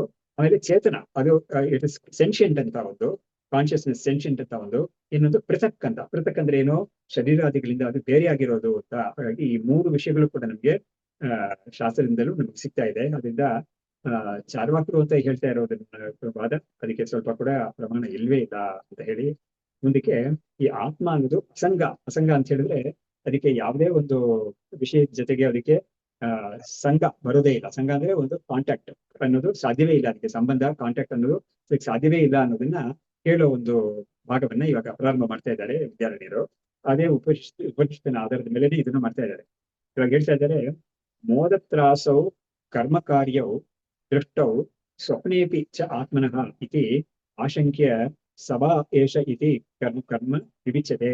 ಅಂದ್ರೆ ಏನಾಗ್ತು, ಈ ಒಂದು ನೋಡು, ಸ್ವಪ್ನದಲ್ಲಿ ಕೂಡ ನಮ್ಗೆ ಸಂತೋಷ ಅಂತ ಒಂದಾಗುತ್ತೆ, ಭಯ ಅಂತ ಇಷ್ಟದೆಲ್ಲ ಆಗುತ್ತೆ. ಇದು ಉಪಲಕ್ಷಣ. ಅಂದ್ರೆ ಏನಾಯ್ತು, ಭಯ, ಸಂತೋಷ, ಆಮೇಲೆ ಆನಂದ, ಆಮೇಲೆ ಅವಮಾನ, ಇಂಥದ್ದೆಲ್ಲವೂ ಕೂಡ ಸ್ವಪ್ನದಲ್ಲೂ ಕೂಡ ನಮಗೆ ಆಗುತ್ತೆ. ಅದು ಆ ಕರ್ಮ ಕಾರ್ಯವು ದುಷ್ಟ ಅಂದ್ರೆ ಏನಾಯ್ತು, ಕರ್ಮದಿಂದ ಉಂಟಾಗಿರೋದೇ ಇದಲ್ಲ. ಏನಾಯ್ತು, ಸಂತೋಷ ಅನ್ನೋದು, ಆನಂದ ಅನ್ನೋದು, ಅಥವಾ ಭಯ ಅನ್ನೋದು, ದುಃಖ ಅನ್ನೋದು ಎಲ್ಲವೂ ಕೂಡ ಒಬ್ಬಿಗೆ ಕರ್ಮ ಇದ್ರೇನೆ ಅದೆಲ್ಲ ಬರೋದು. ಕರ್ಮ ಇಲ್ಲದೆ ಸುಮ್ನೆ ಯಾರಿಗೂ ಕೂಡ ಇಂಥ ಅನುಭವಗಳಲ್ಲಿ ಬರೋದಿಲ್ಲ ಅನ್ನೋದು ಶಾಸ್ತ್ರದ ಸಿದ್ಧಾಂತ. ಯಾರಿಗೆ ಕೂಡ ಏನೇ ಒಂದು ಅನುಭವ ಆದ್ರೂ ಕೂಡ ಅದಕ್ಕೆ ಹಿನ್ನೆಲೆಯಲ್ಲಿ ಅವನು ಒಂದು ಕರ್ಮ ಇರ್ಬೇಕು, ಅದಕ್ಕೆ ಇದ್ರೇನೆ ಬರುತ್ತೆ ಅದು. ಹಾಗಾಗಿ ಕರ್ಮ ಇಲ್ಲದೆ ಸುಮ್ನೆ ಯಾವ್ದು ಬರೋದೇ ಇಲ್ಲ, ಅನುಭವನು ಬರೋದೇ ಇಲ್ಲ ಅಂತ ಇದೆ. ಹಾಗಾಗಿ ಈ ಎರಡು ಕೂಡ ಕರ್ಮದ ಒಂದು ಕಾರ್ಯಗಳಿದೆ. ಎರಡು ಕೂಡ ಯಾವುದು ಎಲ್ಲಿ ತಗೊಂಡಿರೋ ಉದಾಹರಣೆ ಎರಡೇನು ತಗೊಂಡಿದ್ದಾರೆ. ಮೋದ ಅಂದ್ರೆ ಆನಂದ, ಸಂತೋಷ ಅನ್ನೋದು, ತ್ರಾಸ ಅಂದ್ರೆ ಭಯ ಅನ್ನೋದು. ಇವುಗಳೆರಡೂ ಕೂಡ ಕರ್ಮದಿಂದಲೇ ಉಂಟಾಗಿರೋದು. ಅದೆರಡನ್ನು ನಾವು ಕಾಣ್ತೀವಿ, ಎಲ್ಲಿ ಸ್ವಪ್ನದಲ್ಲಿ ಕಾಣ್ತೀವಿ ನಾವು. ಆತ್ಮನಿಗೆ ಇದೆಲ್ಲ ಕೂಡ ಬರ್ತಾ ಇದ್ದಂತೆ ಕಾಣ್ತೀವಿ. ಇತಿ ಆಶಂಕೆ ಸಭಾ ಏಷಃ ಇತಿ ಕರ್ಮ ವಿವಿಚ್ಯತೆ. ಹಾಗಾಗಿ ಅದನ್ನ ಒಂದು ಶಂಕೆ ಮಾಡಿದ್ರೆ, ಹಾಗಾದ್ರೆ ಇದು ಆತ್ಮನಿಗೆ ತಾನೇ ಇದೆಲ್ಲ ಅಂತ ಕೇಳಿದ್ರೆ, ಇಲ್ಲ ಇಲ್ಲ ಅಂತ, ಅದನ್ನ ಆತ್ಮನಿಗೆ ಅಲ್ಲ ಅದು ನಿಜವಾಗ್ಲು ಅಂತ ಹೇಳಿ ಅದನ್ನ ನಾವು ಬೇರ್ಪಡಿಸಿ ನೋಡ್ಸಕ್ಕೆ, ಆತ್ಮನನ್ನ ಬೇರ್ಪಡಿಸಿ ತೋರ್ಸಕ್ಕಾಗಿ ಸವಾ ಏಷ ಅಂತ ಹೇಳ್ತಾರೆ. ಸ ಅಂತ ಹೇಳಿದ್ರೇನು, ಆತ್ಮನು ಅವನು ಇದರಿಂದ ಬೇರೆ ಆಗಿರೋನು ಅಂತ ಹೇಳಕ್ಕೆ ಬರ್ತಾ ಇದೆ. ಹಾಗಾಗಿ ಇದು ಹೇಗೆ ಬೇರೆ ಆಗಿರೋನು ಅಂತ ಏನ್ ಹೇಳ್ತಾ ಇದೆ ಅನ್ನೋದನ್ನ ಮುಂದಕ್ಕೆ ಹೇಳ್ತಾರೆ. ಕಾಲುಷ್ಯಂ ಜಾಗರೇ ಜೀವೆ ಸ್ವಪ್ನೆ ಸ್ವಲ್ಪ ಪ್ರಸನ್ನತಾ ಸಮ್ಯಕ್ ಪ್ರಸೀದತಿ ಅತ್ರ ಇತಿ ಸಂಪ್ರಸಾದ ಸುಷುಪ್ತಕಂ. ಇವಾಗ ಜಾಗೃತ, ಸ್ವಪ್ನ, ಸುಷುಪ್ತಿ ಈ ಮೂರು ಸ್ಟೇಟ್ಸ್ ಅಲ್ಲೂ ಕೂಡ ಈ ಆತ್ಮನ ಒಂದು ಆತ್ಮನ ಬಗ್ಗೆ ಅಥವಾ ಆತ್ಮನ ಒಂದು ಅರಿವು ನಮ್ಗೆ ಹೇಗೆ ಡಿಫ್ರೆಂಟ್ ಆಗಿ ಬರಕ್ ಸಾಧ್ಯತೆ ಇದೆ. ಆಮೇಲೆ ಒಂದು ಗ್ರೆಡೇಷನ್ ಇದೆ ಅದರಲ್ಲಿ ಅಂತ ಹೇಳ್ತಾ ಇದ್ದಾರೆ. ಜಾಗೃತಲ್ಲಿ ಕಾಲುಷ್ಯ ಅಂದ್ರೆ ಜೀವನಲ್ಲಿ ತುಂಬಾ ಕಾಲುಷ್ಯ ಸೇರ್ಕೊಂಡ್ಬಿಟ್ಟಿದೆ ಅದರಲ್ಲಿ ಜೀವನಲ್ಲಿ. ಅದರಿಂದ ಜಾಗೃತಲ್ಲಿ ಆ ಜೀವನನ್ನ ಆತ್ಮ ಅನ್ನೋದು ಶುದ್ಧವಾಗಿ ತನಿ ಬೇರೆ ಆಗಿದೆ ಅಂತ ತಿಳ್ಕೊಳಕ್ಕೆ ನಮ್ಗೆ ಕಷ್ಟ ಆಗ್ತಾ ಇದೆ.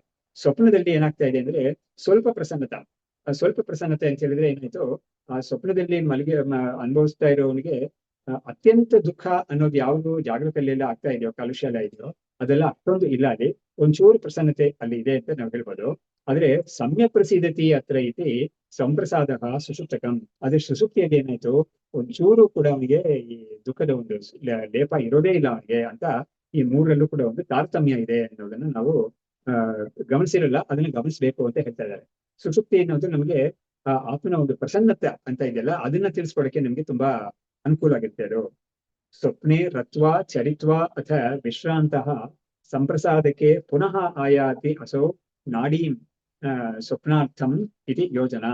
ಆಗ ಉಪನಿಷತ್ ಏನ್ ಮಾಡ್ತಾ ಇದೆ, ಈ ಒಂದು ಜೀವ ಅವನು ಜಾಗೃತಿಯಿಂದ ಸ್ವಪ್ನ, ಸ್ವಪ್ನದಿಂದ ಸುಷುಪ್ತಿ, ಮತ್ತೆ ಅಲ್ಲಿಂದ ವಾಪಸ್ ಬರೋದು ಅಂತ ಒಂದು ಇದೆಯಲ್ಲ, ಈ ಒಂದು ಸೈಕ್ಲಿಕ್ ಒಂದು ಟ್ರಾವೆಲ್ ಅಂತ ಇದೆಯಲ್ಲ, ಅದನ್ನ ಬಗ್ಗೆ ಹೇಳ್ತಾ ಇರೋ ಒಂದು ವಿಷಯ ಇದು. ಸೊ ಸ್ವಪ್ನೆ ರತ್ವ, ಸ್ವಪ್ನದಲ್ಲಿ ಅವನು ಅನುಭವಗಳೆಲ್ಲ ಪಡ್ಕೊಂಡು, ಅಲ್ಲಿ ಆನಂದ ಇತ್ಯಾದಿ ಅನುಭವಗಳೆಲ್ಲ ಪಡ್ಕೊಂಡು ಅಲ್ಲಿ ಕೂಡ ಅಲ್ಲಿ ಇಲ್ಲಿ ಓಡಾಡಿ, ಅಥವಾ ವಿಶ್ರಾಂತಹ, ಅಲ್ಲೂ ಕೂಡ ಸ್ವಲ್ಪ ಅವನಿಗೆ ವಿಶ್ರಾಂತಿ ಆಗಿದೆ. ಅದಕ್ಕೆ ನಾವು ಹಿಂದೆ ಒಂದ್ಸತಿ ನೋಡಿದ ರೀತಿಯಲ್ಲಿ ಎಚ್ಚರಾವಸ್ಥೆಯಲ್ಲಿ ಬೇಕಾದಷ್ಟು ಕರ್ಮಗಳೆಲ್ಲ ಮಾಡಿ ಓಡಾಟ ಎಲ್ಲ ಮಾಡಿಬಿಟ್ಟು ಅವನಿಗೆ ಶ್ರಾಂತನಾಗ್ತಾನೆ, ಅಂದ್ರೆ ಸುಸ್ತಾಗುತ್ತೆ ಅವನಿಗೆ. ಅವಾಗ ಮಲ್ಕೊಳ್ಳೋಣ, ನಾವು ವಿಶ್ರಾಂತಿ ತಗೊಳ್ಳೋಣ ಅಂತ ಮಲ್ಕೊಳಕ್ ಹೋಗ್ತಾನೆ. ಅವಾಗ ಏನಾಗುತ್ತೆ, ತಕ್ಷಣ ಅವನಿಗೆ ಡೀಪ್ ಸ್ಲೀಪ್ ಅನ್ನೋದು ಬರದೆ ಸ್ವಪ್ನ ಅಂತ ಬರುತ್ತೆ. ಇದು ಯಾಕೆ ಸ್ವಪ್ನ ಅಂತ ಬರುತ್ತೆ ಅಂತ ಹೇಳಿದ್ರೆ, ಅದಕ್ಕೆ ಕೇಳಿರೋದು ಕಾರಣ ಕರ್ಮ. ಅವನಿಗೆ ಜಾಗೃತದಲ್ಲಿ ಅನುಭವಿಸಿರೋ ಒಂದು ಸುಖ ದುಃಖ ಇದೆಯಲ್ಲ, ಅದು ಸಾಲದೆ ಸ್ವಪ್ನದಲ್ಲಿ ಇನ್ನೊಂದು ರೀತಿಯಲ್ಲಿ ಸೂಕ್ಷ್ಮ ಶರೀರದಿಂದ ಒಂದು ಕೆಲವುದನ್ನ ಅನುಭವಿಸ್ಬೇಕು ಅಂತ ಒಂದು ಬಂದಾಗ, ಅದು ಸ್ವಪ್ನದಲ್ಲಿ ಅನುಭವಗಳನ್ನ ಕೊಟ್ಬಿಡ್ತೀವಿ ಅವನಿಗೆ. ಅದೆಲ್ಲ ಅವನು ಬೇಡ ಅಂತ ಹೇಳಿದ್ರು ಅವನಿಗೆ ಮಧ್ಯೆ ಬರುತ್ತೆ. ಅದು ಕೂಡ ಸುಸ್ತಾಗಿ ಅಲ್ಲೂ ಕೂಡ ಸಾಕು ಅಂತ ಆದಾಗ ಅವನಿಗೆ ಸುಷುಪ್ತಿಯಿಂದ ಬರುತ್ತೆ. ಅವಾಗ ಏನಾಯ್ತು, ಸಂಪೂರ್ಣವಾಗಿ ಆವತ್ತಿನ ದಿವಸಕ್ಕೆ ಇರೋ ಒಂದು ಪ್ರಾರಬ್ಧ ಕರ್ಮ ಅನ್ನೋದು ಅವನಿಗೆ ಅವನು ಭೋಗ ಮಾಡಿ ಅದನ್ನ ಮುಗಿಸ್ತಾನೆ. ಸೊ ಜಾಗೃತದಲ್ಲಿ ಹೆಚ್ಚಾಗಿ ಭೋಗ ಮಾಡಿ, ಸ್ವಪ್ನದಲ್ಲಿ ಕಿಂಚಿತ್ ಭೋಗ ಮಾಡಿ ಅದನ್ನ ಪೂರ್ತಿ ಮುಗಿಸ್ತಾನೆ. ಆವತ್ತಿನ ದಿವಸಕ್ಕೆ ಮಾತ್ರ, ಮನೆ ದಿವಸಕ್ಕೆ ಇದೇ ಮತ್ತೆ ಇದು ಶುರು ಆಗುತ್ತೆ ಅವನಿಗೆ. ಹಾಗಾಗಿ ಸುಷುಪ್ತಿಗೆ ಹೋಗುವಾಗ ಅವನಿಗೆ ಯಾವುದು ಇಲ್ಲದೆ ಅವನು ಆನಂದವಾಗಿ ಸುಷುಪ್ತಿಲಿರ್ತಾನೆ. ಸಂಪ್ರಸಾದಕ್ಕೆ ಪುನಃ ಆಯಾತಿ ಅಸೌ ನಾಡೀಂ ಸ್ವಪ್ನಾರ್ಥಂ ಇತಿ ಯೋಜನಾ. ಮತ್ತೆ ಅವನು ಏನ್ ಮಾಡ್ತಾನೆ, ಆ ಸ್ವಪ್ನದಿಂದ ಸುಷುಪ್ತಿಯಿಂದ ಮತ್ತೆ ಸ್ವಪ್ನಕ್ಕೆ ಬರ್ತಾನೆ, ಆಮೇಲೆ ತಿರ್ಗಾ ಜಾಗೃತಿ ಬರ್ತಾನೆ. ಹೀಗೆ ಆ ಜೀವನ ಒಂದು ಟ್ರಾವೆಲ್, ಒಂದು ಮೈಗ್ರೇಷನ್ ಅಂತ ಹೇಳ್ಬೋದು, ಒಂದು ಮಿನಿ ಮೈಗ್ರೇಷನ್ ಅಂತ. ಯೂಶಲಿ ಟ್ರಾನ್ಸ್ ಮೈಗ್ರೇಷನ್ ಅಂತ ಹೇಳೋದು ಸತ್ತ ಮೇಲೆ ಬೇರೆ ಲೋಕಕ್ಕೆ ಹೋಗೋದು ಅಂತ. ಬಟ್ ಅದಕ್ಕೆ ಮುಂಚೆನೆ ಇಲ್ಲೇನೆ ಕೂಡ ಒಂದು ಟ್ರಾನ್ಸ್ಮಿಗ್ರೇಷನ್ ಅಂತ ಹೇಳ್ಬೋದು. ಜಾಗೃತ ಅವಸ್ಥೆಯಿಂದ ಸ್ವಪ್ನಾವಸ್ಥೆಗೆ, ಸ್ವಪ್ನದಿಂದ ಸುಷುಪ್ತಿಗೆ, ಸುಷುಪ್ತಿಯಿಂದ ಮತ್ತೆ ಸ್ವಪ್ನಕ್ಕೆ, ಮತ್ತೆ ಜಾಗೃತಿಗೆ ಅಂತ ಒಂದು ಹೋಗೋದು ಬರೋದು ಅನ್ನೋದು ಇರ್ತಾ ಇರುತ್ತೆ ಅವನಿಗೆ ಕೂಡ. ದೃಷ್ಟ್ವಾ ಏವ ಇತಿ ಏವ ಶಬ್ದೇನ ನ ಕೃತ್ವಾ ಇತಿ ವಿವಕ್ಷಿತಂ ನ ಕರ್ಮ ಕುರಿತೆ ಸ್ವಪ್ನೆ ಕಾರಕಾಣ ಸಂಭವ. ಇವೆಲ್ಲ ತುಂಬಾ ಮುಖ್ಯವಾದ ಒಂದು ವಿಷಯವನ್ನು ಹೇಳ್ತಾ ಇದೆ. ಅದೇನ್ ಹೇಳ್ತಾ ಇದೆ ಉಪನಿಷತ್ತು ಅದನ್ನು ಹೇಳುವಾಗ ಒಂದು ಶಬ್ದವನ್ನ ಉಪಯೋಗಿಸಿ ಆ ಶಬ್ದದ ಮುಖಾಂತರವೇ ನಮ್ಗೆ ಒಂದು ತುಂಬಾ ದೊಡ್ಡ ಒಂದು ವಿಷಯವನ್ನು ಹೇಳ್ತಾ ಇದೆ. ಏನ್ ಹೇಳ್ತಾ ಇದೆ ಅಂದ್ರೆ, ದೃಷ್ಟ್ವಾ ಸ್ವಪ್ನದಲ್ಲಿ ಅವನು ನೋಡ್ಬಿಟ್ಟು ನೋಡೋದು ಮಾತ್ರ ಅವ್ನು ಮಾಡ್ತಾ ಇದ್ದಾನೆ ಅಂತ ಹೇಳ್ತಾ ಇದೆ. ಇನ್ನು ಕೃತ್ವ ಇತಿ ವಿವಕ್ಷಿತ ಅಂದ್ರೆ ಏನಾಯ್ತು, ಅದು ಸ್ವಪ್ನದಲ್ಲಿ ನೋಡ್ಬಿಟ್ಟು ಅಂದ್ರೆ ನೋಡೋದ್ ಮಾತ್ರ ಅವ್ನು ಮಾಡ್ತಾನೆ ಅಂತ ಹೇಳುವಾಗ ಅವ್ನು ಏನು ಮಾಡೋದಿಲ್ಲ ಅನ್ನೋದನ್ನ ಸ್ವಪ್ನ ಉಪನಿಷತ್ ನಮ್ಗೆ ತಿಳಿಸುತ್ತೆ ಅಂತ ಹೇಳ್ತಾ ಇದ್ದಾರೆ. ಹಾಗಾದ್ರೆ ಏನಾಯ್ತು, ಸ್ವಪ್ನದಲ್ಲಿ ನಮ್ಗೆ ಕರ್ತೃತ್ವ ಅನ್ನೋದು ಯಾವ್ದು ಇಲ್ವೇ ಇಲ್ಲ. ಅದನ್ನ ನಾವು ಸುಮ್ಮನೆ ನೋಡ್ತಾ ಇದ್ದೀವಿ ಅಷ್ಟೇ. ಯಾವ್ದು ನೋಡ್ತಾ ಇದ್ದೀವಿ ಅಂತ ಹೇಳಿದ್ರೆ, ಯಾವ್ದೋ ಒಂದು ನಡೆಯೋದನ್ನ ನಾವು ನೋಡ್ತಾ ಇದ್ದೀವಿ. ಆ ಕರ್ಮ ಒಂದು ಹಿಂದೆ ಮಾಡಿದ ಒಂದು ಕರ್ಮದ ಒಂದು ಲೇಷ, ಅದರ ಒಂದು ಮ್ಯಾನಿಫೆಸ್ಟೇಷನ್, ಅದು ಕೂಡ ಸುಖ ದುಃಖ ಅದಕ್ಕೆ ನಿಮಿತ್ತ ಯಾವ್ದೋ ಇರುತ್ತೆ. ಅದೆಲ್ಲವೂ ಕೂಡ ಇವನು ನೋಡ್ತಾ ಇದ್ದಾನೆ ಹೊರತು ಇವನು ಏನು ಮಾಡ್ತಾ ಇಲ್ಲ ಅಲ್ಲಿ ಅನ್ನೋದನ್ನ ತಿಳಿಸಕ್ಕಾಗಿ ಅದು ನೋಡ್ಬಿಟ್ಟು ಅವನು ಹೋಗ್ತಾನೆ ಸುಷುಪ್ತಿಗೆ ಅಂತ ಹೇಳ್ತಾರೆ. ನೋಡ್ಬಿಟ್ಟು ಅಂತ ಹೇಳಿದ್ರೆ ಲಿಟ್ರಲಿ ದೃಷ್ಟ ಅಂತ ಹೇಳಿದ್ರೆ ನೋಡ್ಬಿಟ್ಟು ಅಂತ ಹೇಳಿ ಅರ್ಥ. ಸೊ ನೋಡ್ಬಿಟ್ಟು ಅವ್ನು ಹೋಗ್ತಾ ಇದ್ದಾನೆ ಅಂತ, ಅವ್ರು ನೋಡ್ಬಿಟ್ಟು ಹೋಗ್ತಾ ಇದ್ದಾನೆ ಅಂತ ಹೇಳಿದ್ರೆ ನಮ್ಗೆ ಏನಾಗ್ತಾ ಇದೆ, ಯಾವ್ದೋ ಒಂದು ಸೀನ್ ಆಗ್ತಾ ಇದೆ ಅಲ್ಲಿ, ಸಮ್ event is happening. ಅದನ್ನ ಇವನು ಸುಮ್ಮನೆ is only spectator, is only observer ಅಷ್ಟೇ ಹೊರತು he is not a doer there ಅನ್ನೋದನ್ನ ನಮ್ಗೆ ತಿಳಿಸ್ತಾ ಇದೆ. ಇನ್ನ ಕರ್ಮ ಕುರಿತೆ ಸ್ವಪ್ನೆ ಯಾತಕ್ಕೆ ಅಂತಂದ್ರೆ ಕಾರಕಾಣ ಅಸಂಭವ. ಯಾಕಂದ್ರೆ ನಮಗೆ ಸ್ವಪ್ನದಲ್ಲಿ ಇಂದ್ರಿಯಗಳು ಎಲ್ಲವೂ ಕೂಡ ಅಲ್ಲಿ ಅಡಗೋಗ್ಬಿಟ್ಟಿದೆ. ಅವನಿಗೆ ಇಂದ್ರಿಯಗಳೆಲ್ಲ ಅದು ಉಪಸಂಹಾರ ಆಗೋಗ್ಬಿಟ್ಟಿದೆ ಆ ಸಮಯದಲ್ಲಿ. ಹಾಗಾಗಿ ಅದಕ್ಕೆ ಬೇಕಾಗಿರೋ ಕಂಡೀಷನ್ಸ್ ಯಾವುದು, ಕರ್ಮ ಮಾಡಕ್ಕೆ ಏನ್ ಕಂಡೀಷನ್ಸ್ ಬೇಕೋ ಅಂತ ಕಂಡೀಷನ್ಸ್ ಯಾವುದು ಸ್ವಪ್ನದಲ್ಲಿ ಇರೋದಿಲ್ಲ ಅವನಿಗೆ. ಅದರಿಂದ ಅವನು ಸ್ವಪ್ನದಲ್ಲಿ ಏನ್ ನೋಡ್ತಾನೋ, ಏನ್ ಕಾಣ್ತಾನೋ ಸುಮ್ಮನೆ ಕಂಡು ಅವನು ಮುಂದಕ್ಕೆ ಸುಶ್ರುತಿಗೆ ಹೋಗ್ತಾನೆ. ಹಾಗಾಗಿ ಕಂಡು ಹೋಗ್ತಾನೆ ಅಂತ ಹೇಳಿದ್ರೆ, ನೋಡಿ ಹೋಗ್ತಾನೆ ಅಂತ ಹೇಳಿದ್ರೆ ಅದರಿಂದ ನಮ್ಗೆ ಏನ್ ಗೊತ್ತಾಗುತ್ತೆ, ನಾನೇನು ಮಾಡೋದಿಲ್ಲ ಆ ಸಮಯದಲ್ಲಿ, ನಾನು ಸುಮ್ಮನೆ ನೋಡೋನಷ್ಟೇನೆ, ನೋಡೋನಷ್ಟೇನೆ ಅಂತ ನಮ್ಗೆ ಒಂದು ಮಾಹಿತಿಯನ್ನು ಕೊಡ್ತಾ ಇರೋ. ಮುಂದಕ್ಕೆ ಜಾಗರಾತ್ ಸ್ವಪ್ನ ಆಪ್ನೋತಿ ಸ್ವಪ್ನಾತ್ ಸುಪ್ತಿಂ ಇತಿ ಕ್ರಮಾತ್ ವೈಪರೀತ್ಯಂ ಪ್ರತಿನ್ಯಾಯಂ ಪ್ರತಿಮಾರ್ಗಂ ಇದು ಈರ್ಯತೆ. ಅಂದ್ರೆ ಏನಾಯ್ತು, ಜಾಗೃತಿಯಿಂದ ಸ್ವಪ್ನಕ್ಕೆ ಹೋಗ್ತಾನೆ, ಸ್ವಪ್ನದಿಂದ ಮತ್ತೆ ಸುಷುಪ್ತಿಗೆ ಹೋಗ್ತಾನೆ, ಮತ್ತೆ ಸುಷುಪ್ತಿಯಿಂದ ವಾಪಸ್ ಬರ್ತಾನೆ. ಯಾವ ಒಂದು ಮಾರ್ಗದಲ್ಲಿ ಹೋದ್ರೂ ಅದಕ್ಕೆ ವಿಪರೀತ ಮಾರ್ಗದಲ್ಲಿ, ವಿಪರೀತ ಅಂದ್ರೆ ರಿವರ್ಸ್ ಆರ್ಡರ್ಗೆ ಬರ್ತಾನೆ ವಾಪಸ್ಸು. ಹೋಗುವಾಗ ಒಂದು ಅಸೆಂಡಿಂಗ್ ಆರ್ಡರ್ ಹೋಗ್ತಾನೆ, ಬರುವಾಗ ರಿವರ್ಸ್ ಆರ್ಡರ್ ಅಲ್ಲಿ ಬರ್ತಾನೆ ಅಂತ ಅದನ್ನ ಉಪನಿಷತ್ತು ತಿಳಿಸುತ್ತೆ. ಪ್ರತಿಯೋನಿ ಯಥಾಸ್ಥಾನಂ ನಾಡ್ಯಾದಿ ಭನ್ಯತೆ ಪ್ರತಿಮಾರ್ಗಂ ಅವಾಪ್ಯ ಅಥ ಸ್ವಪ್ನಾಯ ಸ್ಥಾನಂ ಅಪರಿಚಯ. ಮತ್ತೆ ಇವಾಗ ಏನಾಗುತ್ತೆ, ಸುಷುಪ್ತಿಯಿಂದ ಮತ್ತೆ ಸ್ವಪ್ನಕ್ಕೆ ಬರ್ತಾನೆ. ನಾಡಿಗಳು, ಯಾಕಂದ್ರೆ ಸ್ವಪ್ನದಲ್ಲಿ ನಮ್ಗೆ ಆ ಜೀವ, ಉಪನಿಷತ್ತು ಹೇಳೋದೇ ನಮ್ಗೆ ಪ್ರಮಾಣ, ಬೇರೆ ನಮ್ಗೆ ಸ್ವತಃ ನಮ್ಗೆ ಇದು ಅನುಭವ ಪ್ರಮಾಣ ಏನು ಇಲ್ಲ. ಅದು ನಾಡಿಗಳಲ್ಲಿ ಸಂಚಾರ ಮಾಡ್ತಾ ಇರ್ತಾನಂತೆ ಆ ಜೀವ ಅನ್ನೋ ಸೂಕ್ಷ್ಮ ಶರೀರ. ನಾಡಿಗಳು ಅಂತ ಹೇಳಿದ್ರೆ ನಮ್ಮ ಶರೀರದಲ್ಲಿ ಇರೋ ತುಂಬಾ ಒಂದು ನರ್ವ್ ಟ್ಯೂಬ್ಸ್ ಅಂತ ಹೇಳ್ಬೋದು, ತುಂಬಾ ಸೂಕ್ಷ್ಮವಾಗಿರೋ ಟ್ಯೂಬ್ ಅದು. ಅದ್ರ ಒಳಗಡೆ ಜೀವ ಸಂಚಾರ ಮಾಡ್ತಾನೆ ಅಂತ ಉಪನಿಷತ್ತು ಹೇಳುತ್ತೆ. ಅವಾಗ ಏನ್ ಗೊತ್ತಾಗುತ್ತೆ, ಜೀವ ಅನ್ನೋದು ಕೂಡ ಒಂದು ಫಿಸಿಕಲ್ ಎಂಟಿಟಿನೇ, ತುಂಬಾ ಮೈನ್ಯೂಟ್ ಆಗಿರುತ್ತೆ ಅಂತ ಹೇಳ್ಬೋದು. ಯಾಕಂದ್ರೆ ನಾಡಿನೇ ತುಂಬಾ ಮೈನ್ಯೂಟ್ ಆಗಿರೋದು ಟ್ಯೂಬ್. ಆ ಟ್ಯೂಬ್ ಒಳಗಡೆ ಅವ್ನು ಸಂಚಾರ ಮಾಡ್ಬೇಕು ಅಂತ ಹೇಳಿ ಸ್ವಪ್ನದಲ್ಲಿ ಅವನು ಅಲ್ಲಿ ಸಂಚಾರ ಮಾಡ್ತಾ ಇರ್ತಾನೆ ಅಂತ ಹೇಳುತ್ತೆ. ಮಾಡಿ ಅವನು ಅಲ್ಲಿಂದ ಹೊರಗಡೆ ಬಂದು ಸ್ವಪ್ನಕ್ಕೆ ಹೋಗ್ತಾನೆ, ಸುಷುಪ್ತಿಗೆ ಹೋಗ್ತಾನೆ. ಸುಷುಪ್ತಿ ಮುಗಿದಾಗ ಅವನು ಮತ್ತೆ ಈ ಸ್ವಪ್ನಕ್ಕೆ ಬರೋಕ ಆ ನಾಡಿಗಳಲ್ಲಿ ಸೇರ್ಕೊಳ್ತಾನೆ ಅನ್ನೋದನ್ನ ಈ ಮಾತಿಂದ ಹೇಳಿದ್ರು. ಅನನ್ವಾಗಮನೆ ಹೇತುಕು ಅಸಂಗತ್ವಂ ಹಿ ಶಬ್ದತಃ ಸೂಚ್ಯತೆ ಬಾಧಕಃ ತಕಃ ಪ್ರಸಿದ್ಧಿ ವಾ ಅತ್ರ ಲೌಕಿಕಿ. ಅಂದ್ರೆ ಏನ್ ಹೇಳ್ತಾ ಇದಾರೆ, ಈ ಜೀವ ಅನ್ನೋನು, ಈ ಆತ್ಮ ಅನ್ನೋದು ಯಾವಾಗ್ಲೂ ಇರುತ್ತೆ. ಆದ್ರೆ ಅದು ಇದ್ರ ಜೊತೆಗೆ ಬರುತ್ತಾ ಅಂತ ಕೇಳಿದ್ರೆ, ಅದು ಬರೋದು ಹೋಗೋದೆಲ್ಲ ಅದಿಲ್ವೇ ಇಲ್ಲ. ಅದ್ರ ಮೇಲೆ ಇದೆಲ್ಲ ಆರೋಪಿತವಾಗಿದೆ ಅಂತ ಅರ್ಥ ಹೇಳ್ಬೇಕೆ ಹೊರತು, ನಾವು ಅದನ್ನ ಆತ್ಮ ಬುದ್ಧಿಪೂರ್ವಕವಾಗಿ ಆತ್ಮ ಸ್ವಪ್ನದಲ್ಲಿ ಅಥವಾ ಸುಷುಪ್ತಿನಲ್ಲಿ ಅಥವಾ ಜಾಗೃತಿನಲ್ಲಿ ಇವನ್ ಜೊತೆಗೆ ನಾವು ಹೋಗೋಣ ಅಂತ ಒಂದು ಬುದ್ಧಿ ಮಾಡ್ಕೊಂಡು ಹೋಗೋದಲ್ಲ. ಆತ್ಮ ಅಂತ ಒಂದು ಯಾವಾಗ್ಲೂ ಇರೋದ್ರ ಮೇಲೆ ಈ ಒಂದು ಸೀನ್ ನಡೆಯುತ್ತೆ. ಈ ಒಂದು ಸಿನಿಮಾ ಅನ್ನೋದು ಹೇಗೆ ಒಂದು ಸ್ಕ್ರೀನ್ ಮೇಲೆ ನಡೆಯುತ್ತೋ ಆತರ ಇದೆಲ್ಲ ನಡೀತಾ ಇರುತ್ತೆ ಹೊರತು ಆತ್ಮನಿಗೆ ಇದೆಲ್ಲ ಬರೋದೇ ಇಲ್ಲ. ಹಾಗಾಗಿ ಯದ್ವಾ ಅನನ್ಭಾಗತತ್ವೇನ ವಿವೇಕಃ ಕರ್ಮಣಃ ಕೃತಃ ಅಸಂಗತ್ವೇನ ಕಾಮೋ ನಹಿ ಆತ್ಮನೋ ಗುಣಃ. ಅಥವಾ ಈ ಅನನ್ಭಾಗತಂ ಅಂತ ಹೇಳಿದ್ರೆ, ಅನನ್ಭಾಗತಂ ಅಂದ್ರೆ ಜೊತೆಗೆ ಹೋಗದೆ ಇರೋದು ಅಂತ. ಅಂದ್ರೆ it remains separate from the ಈ ಪ್ರೋಸೆಸ್ ಎಲ್ಲ ಐತಿಲ್ಲ, ಇದರಿಂದ ಅದು ಸೆಪರೇಟ್ ಆಗೇ ಇರುತ್ತೆ ಅದು ಅಂತ ಹೇಳುವಾಗ, ಇನ್ನೊಂದು ರೀತಿಯಾದ ಒಂದು ಇಂಟರ್ಪ್ರಿಟೇಷನ್ ಏನ್ ಕೊಡ್ಬೋದು ಅಂತ ಹೇಳಿದ್ರೆ, ಅನನ್ಭಾಗತ ಅನ್ನೋದ್ರಿಂದ ಕರ್ಮದಿಂದ ಅವನನ್ನ ಆತ್ಮನನ್ನ ಬೇರ್ಪಡಿಸಿ ತೋರಿಸ್ತಾ ಇದ್ದಾರೆ. ಅಸಂಗ ಅಂತ ಹೇಳೋದ್ರಿಂದ ಕಾಮದಿಂದ ಅಂದ್ರೆ ಏನಾಯ್ತು, ಬಯಕೆ ಅಂತ ಒಂದಿದೆಯಲ್ಲ, ಅದರಿಂದ ಬರ್ತಾ ಇದೆ ಇವನ್ ಬೇರೆ ಆಗಿದ್ದಾನೆ ಆತ್ಮ ಅನ್ನೋದು. ಹಾಗಾಗಿ ಕಾಮೋ ನಹಿ ಆತ್ಮನೋ ಗುಣ. ಹಾಗಾಗಿ ಏನಾಯ್ತು, ಕಾಮವು ಆತ್ಮನ ಒಂದು ಗುಣ ಅಲ್ಲ, ಕರ್ಮ ಅನ್ನೋದು ಕೂಡ ಆತ್ಮನಿಗೆ ಗುಣವೇ ಅಲ್ಲ ಅದು. ಹಾಗಾಗಿ ಈ ಶಬ್ದಗಳಿಂದ ಪ್ರಯೋಗ ಮಾಡೋದ್ರಿಂದ ಈ ಆತ್ಮ ಅನ್ನೋದು ಕರ್ಮಕ್ಕಿಂತನೂ ಬೇರೆ, ಕರ್ಮದಿಂದ ಬೇರೆಯಾಗಿದೆ ಅನ್ನೋದು ಮತ್ತು ಕಾಮದಿಂದ ಬೇರೆಯಾಗಿದೆ ಅನ್ನೋದು. ಇವಾಗ ನಾವು ಹಿಂದೆ ನೋಡಿದ್ದೀವಿ, ಅವಿದ್ಯಾ ಕಾಮ ಕರ್ಮ ಅಂತ ಒಂದು ಒಂದು ಸೀಕ್ವೆನ್ಸ್ ಇದೆ. ಅವಿದ್ಯೆ ಅನ್ನೋದೇ ಮೂಲಭೂತವಾಗಿರೋದು. ಅದರಿಂದ ಒಂದು ಬಯಕೆ ಬರುತ್ತೆ, ತನ್ನನ್ನ ಒಂದು ಪೂರ್ಣ ಮಾಡ್ಕೋಬೇಕು ಅಂತ ಒಂದು ಬಯಕೆ ಬರುತ್ತೆ. ಅದನ್ನ ಪೂರೈಸ್ಕೊಳ್ಳೋಕ್ಕಾಗಿ ಕರ್ಮವನ್ನು ಮಾಡ್ತಾನೆ ಅಂತ. ಅವಾಗ ಕರ್ಮ ಅನ್ನೋದಕ್ಕೆ ಯಾವ್ದು ಫಂಡಮೆಂಟಲ್ ಕಾರಣ ಅಂತ ನೋಡಿದಾಗ ನಮ್ಗೆ ಅವಿದ್ಯೆ ಅಂತ ಹೇಳ್ಬೇಕಾಗುತ್ತೆ. ಅವಾಗ ಹಾಗಾಗಿ ಈ ಅವಿದ್ಯೆ ಅನ್ನೋದು ಬೇಸಿಕ್ ಆಗಿದೆ, ಅದರಿಂದಲೇ ಕಾಮ, ಅದರಿಂದಲೇ ಕರ್ಮ ಅಂತ ಬರುತ್ತೆ ಅದು. ಆದ್ರೆ ಈ ಆತ್ಮನನ್ನ ಅಸಂಗ ಆನಂದವಾಗುತ್ತೆ ಅಂತ ಹೇಳುವಾಗ ಅದಕ್ಕೆ ಇದೆಲ್ಲ ಕರ್ಮ ಮತ್ತು ಕಾಮ ಅನ್ನೋದು ಇರೋದೇ ಇಲ್ಲ ಅಂತ ಗೊತ್ತಾಗುತ್ತೆ. ಸರಿ, ಹಾಗಾದ್ರೆ ಆತ್ಮನಿಗೆ ಅವಿದ್ಯೆ ಇದೆಯಾ ಅಂತ ಕೇಳಿದ್ರೆ ಖಂಡಿತ ಆತ್ಮನಿಗೆ ಅವಿದ್ಯೆ ಅಂತೂ ಕೂಡ ನಿಜವಾಗ್ಲೂ ಇಲ್ವೇ ಇಲ್ಲ. ಈ ಕರ್ಮ ಕಾಮ ಅದೆಲ್ಲ ಬರಕ್ಕಾಗಿ ಆತ್ಮನಿಗೆ ಈ ಅವಿದ್ಯೆ ಅಂತ ಒಂದು ಅದಕ್ಕೆ ಅಂಟ್ಕೊಳ್ಳುತ್ತೆ ಅಂತ ನಾವು ಬೇಕಾದ್ರೆ ಹೇಳ್ಬೋದು ಹೊರತು ಆತ್ಮ ಅಂಟ್ಕೊಳ್ಳೋದಿಲ್ಲ ಇದ್ರ ಜೊತೆಗೆ. ಹಾಗಾಗಿ ಅದನ್ನ ಅದಿರೋದ್ರಿಂದಲೇ ಈ ತರ ಆಗ್ತಾ ಇದೆ. ಯಾತಿಕದ್ ಬಂತು ಅಂತ ಹೇಳೋದಕ್ಕೆ ಏನು ಉತ್ತರ ಇಲ್ವೇ ಇಲ್ಲ.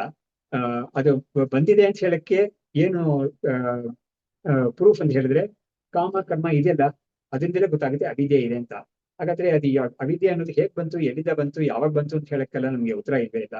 ಆದ್ರೆ ಅದನ್ನ ಹೋಗ್ಲಾಡ್ಸ್ಕೊಳ್ಳಕ್ಕೆ ದಾರಿಯನ್ನು ಮಾತ್ರ ಈ ಉಪನಿಷತ್ತು ತೋರಿಸ್ಕೊಡುತ್ತೆ ಅದು. ಹಾಗಾಗಿ ಅಂತ ಒಂದು ವಿಷಯವನ್ನ ಹೋಗ್ಲಾಡ್ಸ್ಕೊಳ್ದೆ ಇದ್ರೆ ಅವನನ್ನ ನಿಂದೆ ಮಾಡ್ತೇ ಹೊರತು ಬಂದಿದ್ರಿಂದ ಅವನ್ಗೆ ನಿಂದೆ, ಅವನ್ ನಿಂದನ ಆಗೋದೇ ಇಲ್ಲ. ಆತ್ಮ ಅನ್ನೋದಕ್ಕೆ ನಿಂದೆ ಯಾವಾಗ ಬರುತ್ತೆ ಅಂತ ಹೇಳಿದ್ರೆ ಈ ಈ ಅವಿದ್ಯಾ ಕಾಮ ಜೊತೆಗೆ ಸೇರ್ಕೊಂಡು ನೀನು ಇನ್ನೂ ಇದ್ಕೊಂಡಿದ್ಯಲ್ಲ, ಅದಕ್ಕೆ ಹೋಗ್ಲಾಡ್ಸ್ಕೊಳಕ್ಕೆ ಉಪಾಯ ತೋರ್ಸ್ಕೊಟ್ರು ಕೂಡ ಅದನ್ನ ನೀನು ಅಪ್ಲೈ ಮಾಡದೆ ನೀನು ಹಾಗೆ ಇಟ್ಕೊಂಡಿದ್ಯಲ್ಲ ಅಂತ ಜೀವನನ್ನ ನಿಂದೆ ಮಾಡ್ತೇ ಹೊರತು ಅವಿದ್ಯೆ ಬಂದಿದ್ದಕ್ಕಾಗಿ ಯಾಕಂದ್ರೆ ಇವನ್ ಮಾಡಿದ್ದಕ್ಕೆ ತಪ್ಪಲ್ಲ. ಹಾಗಾಗಿ ಅದರಿಂದ ನಿಂದೆ ಅನ್ನೋದು ಆತ್ಮನಿಗೆ ಬರೋದೇ ಇಲ್ಲ ಖಂಡಿತ. ಇವಾಗ ಒಂದು ಪ್ರಶ್ನೆ ಮಾಡ್ಬಿಟ್ಟು ಅದನ್ನ ಇವರು ಉತ್ತರ ಕೊಡ್ತಾ ಇದ್ದಾರೆ. ಸ ಈಯತೆ ಯತ್ರ ಕಾಮಂ ಯಥಾ ಕಾಮಂ ಪ್ರವರ್ತತೆ ಇದೆ ಶ್ರುತಿದ್ವಯಂ ಸ್ವಪ್ನೆ ವಿಸ್ಪಷ್ಟಂ ಕಾಮಂ ಬ್ರವೀತ್. ಇವಾಗ ಉಪನಿಷತ್ತಿಂದೇ ಒಂದು 2 ಶಬ್ದಗಳನ್ನ ಇಟ್ಕೊಂಡು ಒಂದು ಪ್ರಶ್ನೆ ಮಾಡ್ತಾ ಇದ್ದಾರೆ. ಆ ಶಬ್ದಗಳು ಏನೇನಿದೆ ಅಂತ ಹೇಳಿದ್ರೆ, ಅವನು ಎಲ್ಲಿ ಅವನಿಗೆ ಒಂದು ಇಷ್ಟ ಇದೆಯೋ ಅಲ್ಲಿ ಹೋಗ್ತಾನೆ ಅವನು. ಆಮೇಲೆ ಅಲ್ಲಿ ಅವನು ಆ ಇಷ್ಟವನ್ನ ಪೂರ್ತಿ ಮಾಡ್ಕೊಳ್ಳೋಕ್ಕಾಗಿ ಅವನು ಯಾವ ಇಷ್ಟವನ್ನು ಪೂರ್ತಿ ಮಾಡ್ಕೋಬೇಕು ಅದನ್ನ ಅವನು ಪೂರ್ತಿ ಮಾಡ್ಕೊಳ್ತಾನೆ ಅಲ್ಲಿ ಅಂತ 2 ಉಪನಿಷತ್ತಿನ ವಾಕ್ಯಗಳಿದೆ.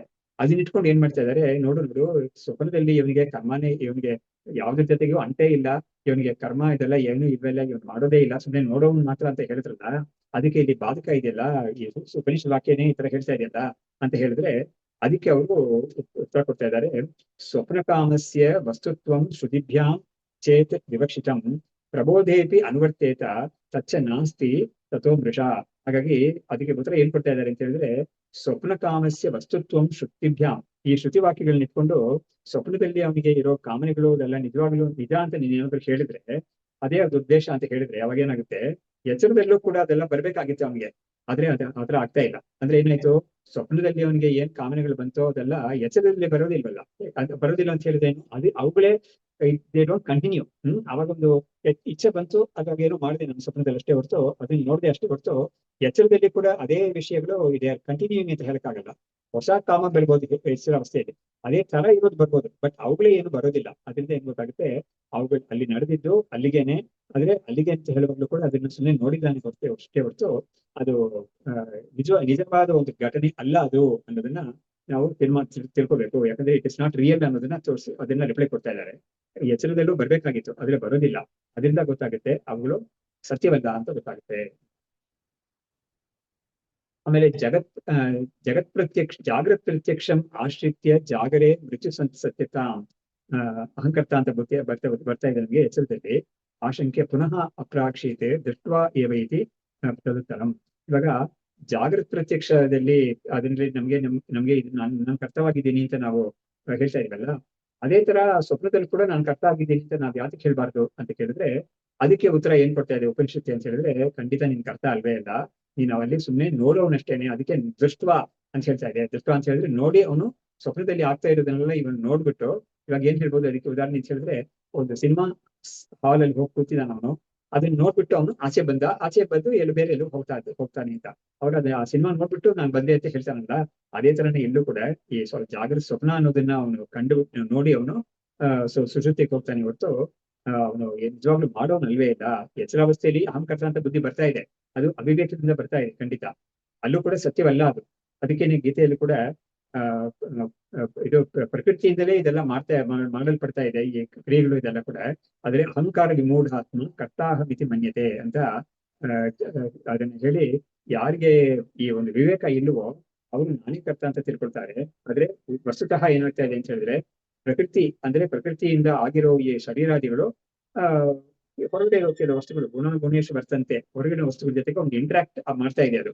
ಆದ್ರೆ ಆತ್ಮ ಖಂಡಿತ ಅದರಲ್ಲಿ ಹಿ is not the one who is doing the interaction ಅಂತ. ಅವನು ಸುಮ್ಮನೆ ಒಂದು ಸಾಕ್ಷಿಯಾಗಿದ್ದಾನೆ ಹೊರತು ನಾನ್ ಮಾಡ್ತಾ ಇದ್ದೀನಿ ಅಂತ ತಿಳ್ಕೊಳ್ಳೋರು ವಿವೇಕ ಇಲ್ಲದೆ ಇರೋರು ಅಂತ ಅಲ್ಲಿ ಕೂಡ ನಿದ್ದೆ ಮಾಡಿದೆ. ಹಾಗಾಗಿ ಎಚ್ಚರಾವಸ್ಥೆಯಲ್ಲಿ ಈ ತರ ಬರ್ತಾ ಇದೆ ಖಂಡಿತ, ಅದೇನಿಲ್ಲ ಅಂತ ಹೇಳ್ತಾ ಇಲ್ಲ.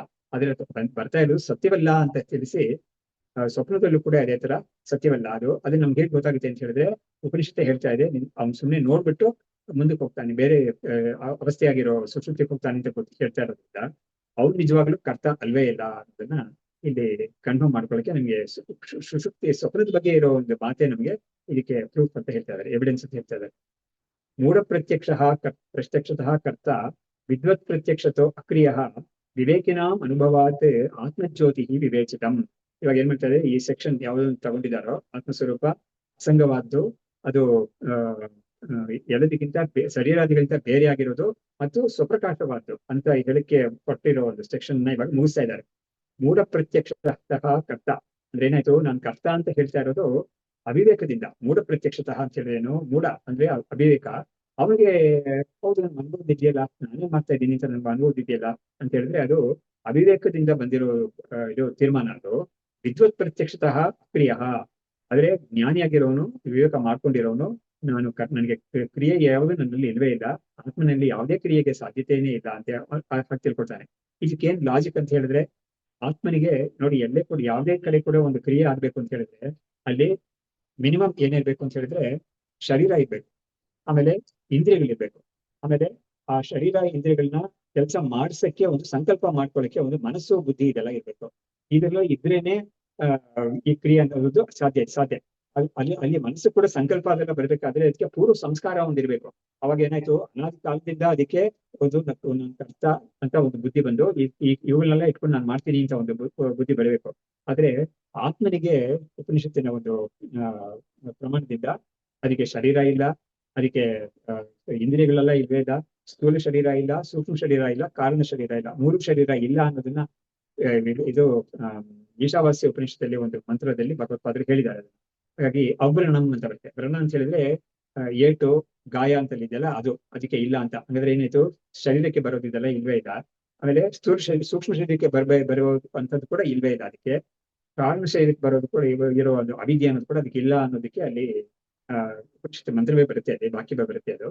ಹಾಗಾದ್ರೆ ಅಜ್ಞಾನಿಯಾಗಿರೋನು ನಾನು ಕರ್ತ ಅಂತ ಹೇಳ್ತಾನೆ, ಆದ್ರೆ ವಿವೇಕಿ ಜ್ಞಾನಿಯಾಗಿರೋನು ನನಗೆ ಕ್ರಿಯೆ ಸಾಧ್ಯವೇ ಇಲ್ಲ ನನ್ನಲ್ಲಿ, ಇದೆಲ್ಲ ಆಗ್ತಾ ಇರೋದನ್ನ ನಾನು ಸುಮ್ಮನೆ ನೋಡ್ತಾ ಇದ್ದೀನಿ ಅಂದ್ರೆ ಪ್ರಕಾಶ ಆದ್ರೆ ಅದನ್ನ ಬೆಳಗ್ತಾ ಇದ್ದೀನಿ ಹೊರತು ನಾನು ಅದಲ್ಲಿ ನನಗೆ ಯಾವ ಪಾಲು ಇಲ್ವೇ ಇಲ್ಲ ಅಂತ ಅವನು ತಟಸ್ಥನಾಗಿರ್ತಾನೆ. ಅಲೂಫ್ ಅಂತ ಇಂಗ್ಲಿಷ್ ಇರ್ತಿತ್ತು, ತಟಸ್ಥ ಅಂತ ಅದಕ್ಕೆ ಹೇಳೋದು.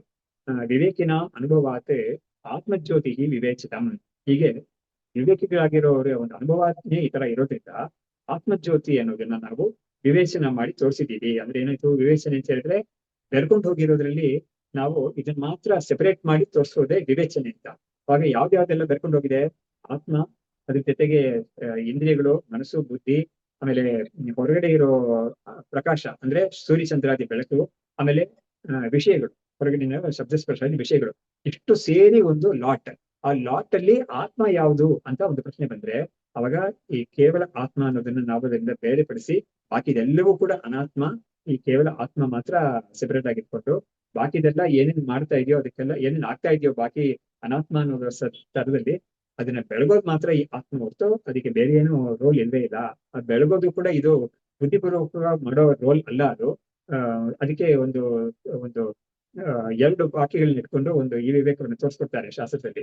ಸವಿತಾ ಪ್ರಕಾಶತೆ, ಆಮೇಲೆ ಸವಿತಾ ಪ್ರಕಾಶಯತಿ ಅಂತ. ಸವಿತಾ ಪ್ರಕಾಶತೆ ಅಂತ ಹೇಳಿದ್ರೆ ಸೂರ್ಯ ಅದು ಬೆಳಗ್ತಾ ಇದ್ದಾನೆ ಅಂತ ಕೂಡ ಹೇಳೋದು ಸರಿ ಇಲ್ಲ. ಸೂರ್ಯನ ಒಂದು ಸ್ವರೂಪ ಅದು ಪ್ರಕಾಶಮಾನವಾಗಿದೆ ಅಂತ ಅದ್ ಮಾತ್ರ ಹೇಳ್ಬೋದು. ಅದು ಕನ್ನಡದಲ್ಲಿ ಹೇಳ್ಬೇಕಾದ್ರೆ ಪ್ರಕಾಶತೆ ಅಂತ ಹೇಳುವಾಗ ಅದ್ರ ಒಂದು ಅದು ಬೆಳಕು ಸ್ವರೂಪವಾಗಿದೆ ಅಥವಾ ಅದು ಒಂದು ಪ್ರಜ್ವಾಲ್ಪನೆಗೆ ಇದೆ ಅಂತ ಹೇಳ್ಬೋದು ಅಷ್ಟೇ ಹೊರತು ಪ್ರಕಾಶ ಇತಿ ಅಂತ ಹೇಳಿದಾಗ ಇದನ್ನೆಲ್ಲ ಬೆಳಗ್ತಾ ಇದೆ ಅಂತ ಹೇಳಿದಾಗ ಅದಕ್ಕೆ ಒಂದು ಕರ್ತೃತ್ವವನ್ನು ನಾವು ಆರೋಪ ಮಾಡಿ ಹೇಳಿದಂಗೆ ಆಗುತ್ತೆ. ಅದು ವಾಸ್ತವವಾಗಿ ಸೂರ್ಯನಿಗೆ ಕರ್ತೃತ್ವ ಕೂಡ ಇಲ್ವೇ ಇಲ್ಲ. ಅದ್ರ ರೇಂಜ್ ಅಲ್ಲಿ ಏನಾದ್ರು ಬಂದಾಗ ಅವುಗಳಿಗೆ ಬೆಳಕು ಸಿಗುತ್ತೆ ಹೊರತು ಅದು ಸಂಕಲ್ಪ ಮಾಡಿ ನಾನು ಇವುಗಳನ್ನೆಲ್ಲ ಬೆಳಗ್ತೀನಿ ಅಂತ ಏನು ಮಾಡೋದಿಲ್ಲ. ಆ ಉದಾಹರಣೆಯನ್ನ ಈ ಆತ್ಮನಿಗೆ ಕೊಡ್ತಾರೆ. ಆತ್ಮ ಅನ್ನೋದು ಯಾವಾಗ್ಲೂ ಸುಮ್ಮನೆ ಅದು ಬೆಳಕು ಸ್ವರೂಪ ಅಷ್ಟೇನೆ. ಅದು ಯಾವ್ದನ್ನು ಬೆಳಗ್ತಾನೂ ಇಲ್ಲ ಬುದ್ಧಿಪೂರ್ವಕವಾಗಿ. ಅದರ ರೇಂಜ್ ಅಲ್ಲಿ ಶರೀರಾದಿಗಳೆಲ್ಲ ಬಂದಾಗ ಆ ಚೈತನ್ಯವನ್ನ ಇವುಗಳು ಪಡ್ಕೊಂಡು ಇವುಗಳು ಕೆಲಸ ಮಾಡ್ಕೊಳ್ತೇ ಹೊರತು ಅದಕ್ಕೆ ಇದರಲ್ಲಿ ಸಂಬಂಧವೇ ಇಲ್ಲ ಟೋಟಲಿ ಅಂತ ಇರೋದನ್ನ ಇಲ್ಲಿ ವಿವೇಚಿತಂ ಅನ್ನೋ ಶಬ್ದದಿಂದ ಇವರು ತೋರಿಸ್ತಾರೆ. ಹಾಗಾಗಿ ಆ ಜ್ಞಾನಿಗಳ ಅನುಭವವೇ ನಮಗೆ ಪ್ರಮಾಣ. ಆ ಜ್ಞಾನಿಗಳ ಅನುಭವಕ್ಕೆ ಅವ್ರ ಅನುಭವ ಪಡ್ಕೊಳ್ಳೋದಕ್ಕೆ ಅವ್ರಿಗೆ ಏನ್ ಪ್ರಮಾಣ ಅಂತ ಕೇಳಿದ್ರೆ ಅವರು ಈ ಶಾಸ್ತ್ರದಿಂದ ಅವರು ತಿಳ್ಕೊಂಡು ಅವರು ಸಾಧನೆ ಮಾಡಿ ಅವರು ಪಡ್ಕೊಂಡಿದ್ದಾರೆ. ಹಾಗಾಗಿ ಅವರ ಒಂದು ಅನುಭವ ತುಂಬಾ ಎಲ್ಲಕ್ಕಿಂತ ದೊಡ್ಡ ಪ್ರಮಾಣ ಅದೇ ಅನ್ನೋದನ್ನ ನಮ್ಮ ಒಂದು ವಿವೇಕ ರಮಣೆಯಲ್ಲಿ ಒಂದು ಶ್ಲೋಕದಲ್ಲಿ ಹೇಳುತ್ತೆ. ಶಾಸ್ತ್ರಂ ಯುಕ್ತಿ ದೇಹಿಕೋಕ್ತಿ ಪ್ರಮಾಣಂ ಅಂತಸ್ಥಿದ್ಧ ಸ್ವಾನುಭೂತಿ ಪ್ರಮಾಣ ಅಂತ ಹೇಳ್ತಾರೆ. ಅದರಲ್ಲಿ ಒಂದು ಗ್ರೇಡೇಷನ್ ಹೇಳುತ್ತೆ. ಶಾಸ್ತ್ರ ಪ್ರಮಾಣ, ಆಮೇಲೆ ಯುಕ್ತಿ ಪ್ರಮಾಣ. ಯಾಕಂದ್ರೆ ಶಾಸ್ತ್ರದಲ್ಲಿ ಹೇಳಿರೋ ವಿಷಯಗಳ ಬಗ್ಗೆ ನಮ್ಗೆ ಅದ್ರ ಮೇಲೆ ಆಕ್ಷೇಪ ಬಂದ್ರೆ ಅದನ್ನ ನಾವು ಸರಿ ಮಾಡ್ಕೋಬೇಕು. ಆಕ್ಷೇಪದ ಜೊತೆಗೆ ನಾವು ಇರಕ್ ಸಾಧ್ಯವಿಲ್ಲ. ಹಾಗಾಗಿ ಅದನ್ನ ಸರಿ ಮಾಡ್ಕೊಂಡ್ರೇನೆ ಸರಿಯಾದ ಒಂದು ತತ್ವ ನಮ್ಗೆ ತೀರ್ಮಾನ ಆದಾಗ ಅದನ್ನ ನಾವು ಇಂಟರ್ನಲೈಸ್ ಮಾಡ್ಕೊಳ್ಳಕ್ಕೆ ನಿಧಿಜಾಸನ ಮಾಡಕ್ಕಾಗುತ್ತೆ ಅದು. ಹಾಗಾಗಿ ಶಾಸ್ತ್ರ ಪ್ರಮಾಣ ಮೂಲಭೂತಃ. ಅದಾದ್ಮೇಲೆ ಯುಕ್ತಿ ಪ್ರಮಾಣ ಆಗುತ್ತೆ. ಅದರಲ್ಲಿರೋ ತೊಡಕುಗಳೆಲ್ಲ ಆದ್ರೆ ನಮ್ಗೆ ಬಂದಿರೋ ತೊಡಕುಗಳ ಅದ್ರಲ್ಲಿ ತೊಡಕುಗಳಿಲ್ಲ ಖಂಡಿತ. ಅದ್ರ ಬಗ್ಗೆ ನಮ್ಮ ಅಂಡರ್ಸ್ಟ್ಯಾಂಡಿಂಗ್ ಅಲ್ಲಿ ಬಂದಿರೋ ತೊಡಕುಗಳನ್ನೆಲ್ಲ ಸರಿ ಮಾಡ್ಕೊಳ್ಳಿಕ್ಕೆ ಯುಕ್ತಿ ಪ್ರಮಾಣ ಆಗುತ್ತೆ ಅದು. ಆಮೇಲೆ ಸ್ವಾನುಭೂತಿ ಪ್ರಮಾಣ, ಶಾಸ್ತ್ರ ಯುಕ್ತಿ ದೇಶಕೋಕ್ತಿ. ಮೂರನೇದು ದೇಶಕೋಕ್ತಿ ಅಂದ್ರೆ ಗುರುಗಳು ಹೇಳಿದ್ದು ಪ್ರಮಾಣ ಆಗುತ್ತೆ ಅದು. ಎಲ್ಲದಕ್ಕಿಂತ ದೊಡ್ಡದಾಗಿರೋದು ಸ್ವಾನುಭೂತಿ ಪ್ರಮಾಣ ಅಂತ ಅವನಿಗೆ ಅನುಭವ ಅಂತ ಆಗಿದೆ ಅಲ್ಲ, ಅದೇ ಅಲ್ಟಿಮೇಟ್ ಪ್ರಮಾಣ ಅಂತ. ಅಸಕೃತ್ ಸ್ವಪ್ನ ಬುದ್ಧಾಂತ ಸಂಚಾರೇಪಿ ನ ಬುದ್ಧವಾನ್ ಇತಿ ಅರ್ಥೇ ಅಸ್ಮಿನ್ ಮಹಾಮತ್ಸ್ಯ ದೃಷ್ಟಾಂತತ್ವೇನ ವರ್ಣಿತಃ. ಅಂದ್ರೆ ಈ ಒಂದು ಪ್ರತಿದಿನ ನಮ್ಗೆ ಮತ್ತೆ ನಮಗೆ ಸ್ವಪ್ನ ಆಮೇಲೆ ಜಾಗೃತ ಇದರಲ್ಲಿ ನಮ್ಗೆ ಒಂದು ಹೋಗೋದು ಬರೋದು ಅಂತ ನಾವೊಂದು ಇದ್ರು ಕೂಡ ನಮ್ಗೆ ಈ ಆತ್ಮನ ಒಂದು ಅಸಂಗತ್ವ ಅನ್ನೋದು ನಮ್ಗೆ ಅರಿವು ಆಗ್ತಾ ಇಲ್ವಲ್ಲ ಅನ್ನೋ ಕಾರಣಕ್ಕಾಗಿ ಅದು ಉಪನಿಷತ್ತು ಏನ್ ಮಾಡುತ್ತೆ, ಒಂದು ಮಹಾಮತ್ಸ್ಯ ಅಂತ ಅಂದ್ರೆ ಒಂದು ಮೀನಿನ ಎಕ್ಸಾಂಪಲ್ ಕೊಡುತ್ತೆ. ಅದು ಅಂದ್ರೆ ಯಾತಕ್ಕೆ ಕೊಡುತ್ತೆ ಅಂತ ಹೇಳಿದ್ರೆ, ಮೀನು ಒಂದು ನದಿ ಅಂತ ಇಟ್ಕೊಳ್ಳೋಣ ಅಥವಾ ಒಂದು ಕೊಳ ಅಂತ ಇಟ್ಕೊಳ್ಳೋಣ. ಈ ದಡ ಅಂತ ಒಂದು ಇರುತ್ತೆ, ಆ ದಡ ಆಚೆ ದಡ ಅಂತ ಒಂದು ಇರುತ್ತೆ. ಅದು ಈ ದಡದಿಂದ ಆಚೆ ದಡಕ್ಕೆ ಈದ್ ಹೋಗುತ್ತೆ. ಅದು ಮತ್ತೆ ಅಲ್ಲಿಂದ ಈ ಕಡೆಗೆ ಬರುತ್ತೆ. ಅದು ಈ ತರ ಅದು ಮತ್ತೆ ಹೋಗಿ ಬರ್ತಾ ಇದ್ರು ಕೂಡ ಅದಕ್ಕೆ ಅಂಟು ಅಂತ ಯಾವ್ದು ಇರೋದೇ ಇಲ್ಲ ಅದಕ್ಕೆ. ಹಾಗಾಗಿ ಅಂತ ಒಂದು ದೃಷ್ಟಾಂತವನ್ನ ಈ ಉಪನಿಷತ್ತು ಕೊಡುತ್ತೆ. ಇತ್ತಂ ಸ್ವಪ್ನ ಪ್ರಸಂಗೇನ ದೇಹಾದಿ ವ್ಯತಿರಿಕ್ತತ ಸ್ವಪ್ರಭತ್ವಂ ಅಸಂಗತ್ವಂ ಚ ಇತಿ ಏತೆ ಅರ್ಥಾಹ ಪ್ರಪಂಚಿತಾಹ ಅಂತ ಹೇಳ್ಬಿಟ್ಟು ಈ ಸೆಕ್ಷನ್ ನಾವು ಮುಗಿಸ್ತಾ ಇದ್ದಾರೆ. ಏನಂತ ಹೇಳಿದ್ರೆ, ಹೀಗೆ ನಾವು ಯುಕ್ತಿಯನ್ನು ಬಳಸಿದ್ದೀವಿ, ಶ್ರುತಿ ವಾಕ್ಯಗಳನ್ನ ಬಳಸಿದ್ದೀವಿ. ಶ್ರುತಿಯು ನೋಡಿ, ಶ್ರುತಿ ವಾಕ್ಯ ಅಂತ ಹೇಳುವಾಗ ಮತ್ತೆ ನಮ್ಗೆ ಏನು ಆಶ್ಚರ್ಯವಾದ ಒಂದು ವಿಷಯ ಅಂತ ಹೇಳಿದ್ರೆ, ಶ್ರುತಿ ಪ್ರಮಾಣದ ಜೊತೆಗೇನೆ ಎಂಬೆಡೆಡ್ ಆಗಿ ಅದರಲ್ಲಿ ಯುಕ್ತಿ ಪ್ರಮಾಣವು ಸೇರ್ಕೊಂಡಿದೆ. ಏನ್ ಯುಕ್ತಿ ಪ್ರಮಾಣ ಅಂತ ಕೇಳಿದ್ರೆ, ತತ್ರ ರಥಯೋಗ ಅಂತ ಹೇಳುವಾಗ ಉಪನಿಷತ್ತು ಏನ್ ಮಾಡ್ತಾ ಇದೆ, ರಥ ಕುದುರೆ ಮತ್ತು ರಸ್ತೆ ಇವುಗಳನ್ನೆಲ್ಲ ಅದು ದೃಷ್ಟಾಂತವಾಗಿ ಕೊಡುತ್ತೆ. ಯುಕ್ತಿ ಅಂತ ಬಂದಾಗ ದೃಷ್ಟಾಂತ ಅನ್ನೋದು ಅದಕ್ಕೆ ಜೊತೆಗೆ ಸೇರಿರುತ್ತೆ. ಅವಾಗ ಅದನ್ನು ಹೇಳಿದೆ ಅದು. ಆಮೇಲೆ ಅನ್ವಯ ವ್ಯತಿರೇಕ ಯುಕ್ತಿ ಇದೆಲ್ಲ ಸೇರ್ಕೊಂಡು ಶ್ರುತಿನೇ ಇದೆಲ್ಲ ಸೇರ್ಕೊಂಡು ನಮ್ಗೆ ಇದನ್ನ ಹೇಳ್ಕೊಡ್ತಾ ಇದೆ. ಇತ್ತಂ ಸ್ವಪ್ನ ಪ್ರಸಂಗೇನ, ಸ್ವಪ್ನ ಅಂತ ಒಂದು ಅನುಭವವನ್ನ ನಾವು ವಿಚಾರ ಮಾಡಿದ್ರಿಂದ ನಮ್ಗೆ ಏನ್ ಸಿಕ್ತು ನಮ್ಗೆ ಕೊನೆಯಲ್ಲಿ ಅಂತ ಕೇಳಿದ್ರೆ, ಈ ಆತ್ಮ ಅನ್ನೋದು ದೇಹಾದಿ ವ್ಯತಿರಿಕ್ತತ ನಂಬರ್ 1. ಅದು ಶರೀರಾದಿಗಳಿಂದ ಬೇರೆಯಾಗಿರೋದು, ಪೃಥಕ್ ಆಗಿರೋದು, ಶರೀರಾದಿಗಳಿಗೆ ಸಂಬಂಧವೇ ಇಲ್ಲದೆ ಅದರಿಂದ ಬೇರೆಯಾಗಿರೋದು ಟೋಟಲಿ ಅಂತ, ಪಂಚಕೋಶಗಳಿಂದ ಬೇರೆಯಾಗಿರೋದು ಅಂತ. ಆಮೇಲೆ ಸ್ವಪ್ರಭತ್ವ, ಅದು ತಾನೇ ಪ್ರಕಾಶವಾಗಿರೋದು ಅಂತ ಒಂದು. ಮೂರನೇದು ಅಸಂಗತ್ವ, ಅದಕ್ಕೆ ಯಾವುದರ ಜೊತೆಗೂ ಒಂದು ಸಂಬಂಧ ಅನ್ನೋದು ಸಂಘ ಅನ್ನೋದು ಅದಕ್ಕೆ ಸಾಧ್ಯವೇ ಇಲ್ಲ ಅನ್ನೋದು. ಹಾಗಾಗಿ ಅದಕ್ಕೆ ಸತ್ಸಂಗತ್ವೇ ನಿಸ್ಸಂಗತ್ವ ಅಂತ ಕೊನೆ ಹೇಳಿದ್ರು. ಈ ಸಂಗತ್ವ ಅನ್ನೋದು ನಮ್ಗೆ ಯಾರು ಹೇಳ್ಕೊಡ್ತೇನೆ ಬಂದ್ಬಿಟ್ಟಿದೆ. ಎಲ್ಲರ ಜೊತೆಗೂ ಒಂದು ಸಂಸಾರದಲ್ಲಿ ನಾವು ಅಂಟು ಇರೋದ್ರಿಂದಲೇ ಸಂಸಾರಿತ ಹೇಳ್ತಾ ಇದ್ದೀವಿ. ಹಾಗಾಗಿ ಅದು ಹೋಗ್ಬೇಕಾದ್ರೆ ಸತ್ಸಂಗದಿಂದ ನಮ್ಗೆ ನಿಸ್ಸಂಗ ಅಂತ ಒಂದು ಬರುತ್ತೆ ಅಂತ ಹೇಳಿದ್ದಾರೆ. ಹಾಗಾಗಿ ಆತ್ಮ ಅನ್ನೋದು ಯಾವಾಗಲೂ ಅಸಂಗ ಸ್ವರೂಪ ಅನ್ನೋದು ಈ 3 ವಿಷಯಗಳು, ದೇಹಾದಿ ವ್ಯತಿರಿಕ್ತತ್ವಂ, ಸ್ವಪ್ರಭತ್ವಂ, ಅಸಂಗತ್ವಂ, ಇದು 3 ಕೂಡ ನಮ್ಗೆ ಸ್ವಪ್ನವನ್ನು ವಿಚಾರ ಮಾಡಿದ್ರಿಂದ ಈ ಉಪನಿಷತ್ತು ನಮ್ಗೆ ತಿಳಿಸ್ಕೊಡ್ತು ಅಂತ ಹೇಳ್ಬಿಟ್ಟು ಈ ಒಂದು ಭಾಗವನ್ನು ಅವರು ಮುಗಿಸ್ತಾ ಇದ್ದಾರೆ. ಇದಾದ್ಮೇಲೆ ಅದಕ್ಕೆ ಎರಡನೇದು ಅಂತ ಯಾವುದು ಇಲ್ವೇ ಇಲ್ಲ ಅಂತ ಒಂದು ಭಾಗವನ್ನು ಮತ್ತೆ ಪ್ರಾರಂಭ ಮಾಡ್ತಾರೆ. ಅದನ್ನು ನಾವು ದಿನ ಸೆಷನ್ ನಲ್ಲಿ ತಗೊಳ್ಳೋಣ. ಇಲ್ಲಿ ನೆನೆಸಿರೋಣ. शास्त्रं शारीरमीमांसा देवस्तु परमेश्वरः आचार्या शङ्कराचार्याः सन्तु मे जन्मजन्मनि विद्याविनयसम्पन्नं वीतरागं विवेकिनं वन्दे वेदान्ततत्त्वज्ञं विदुषेखरभारतीम्। ओम तत्सत्।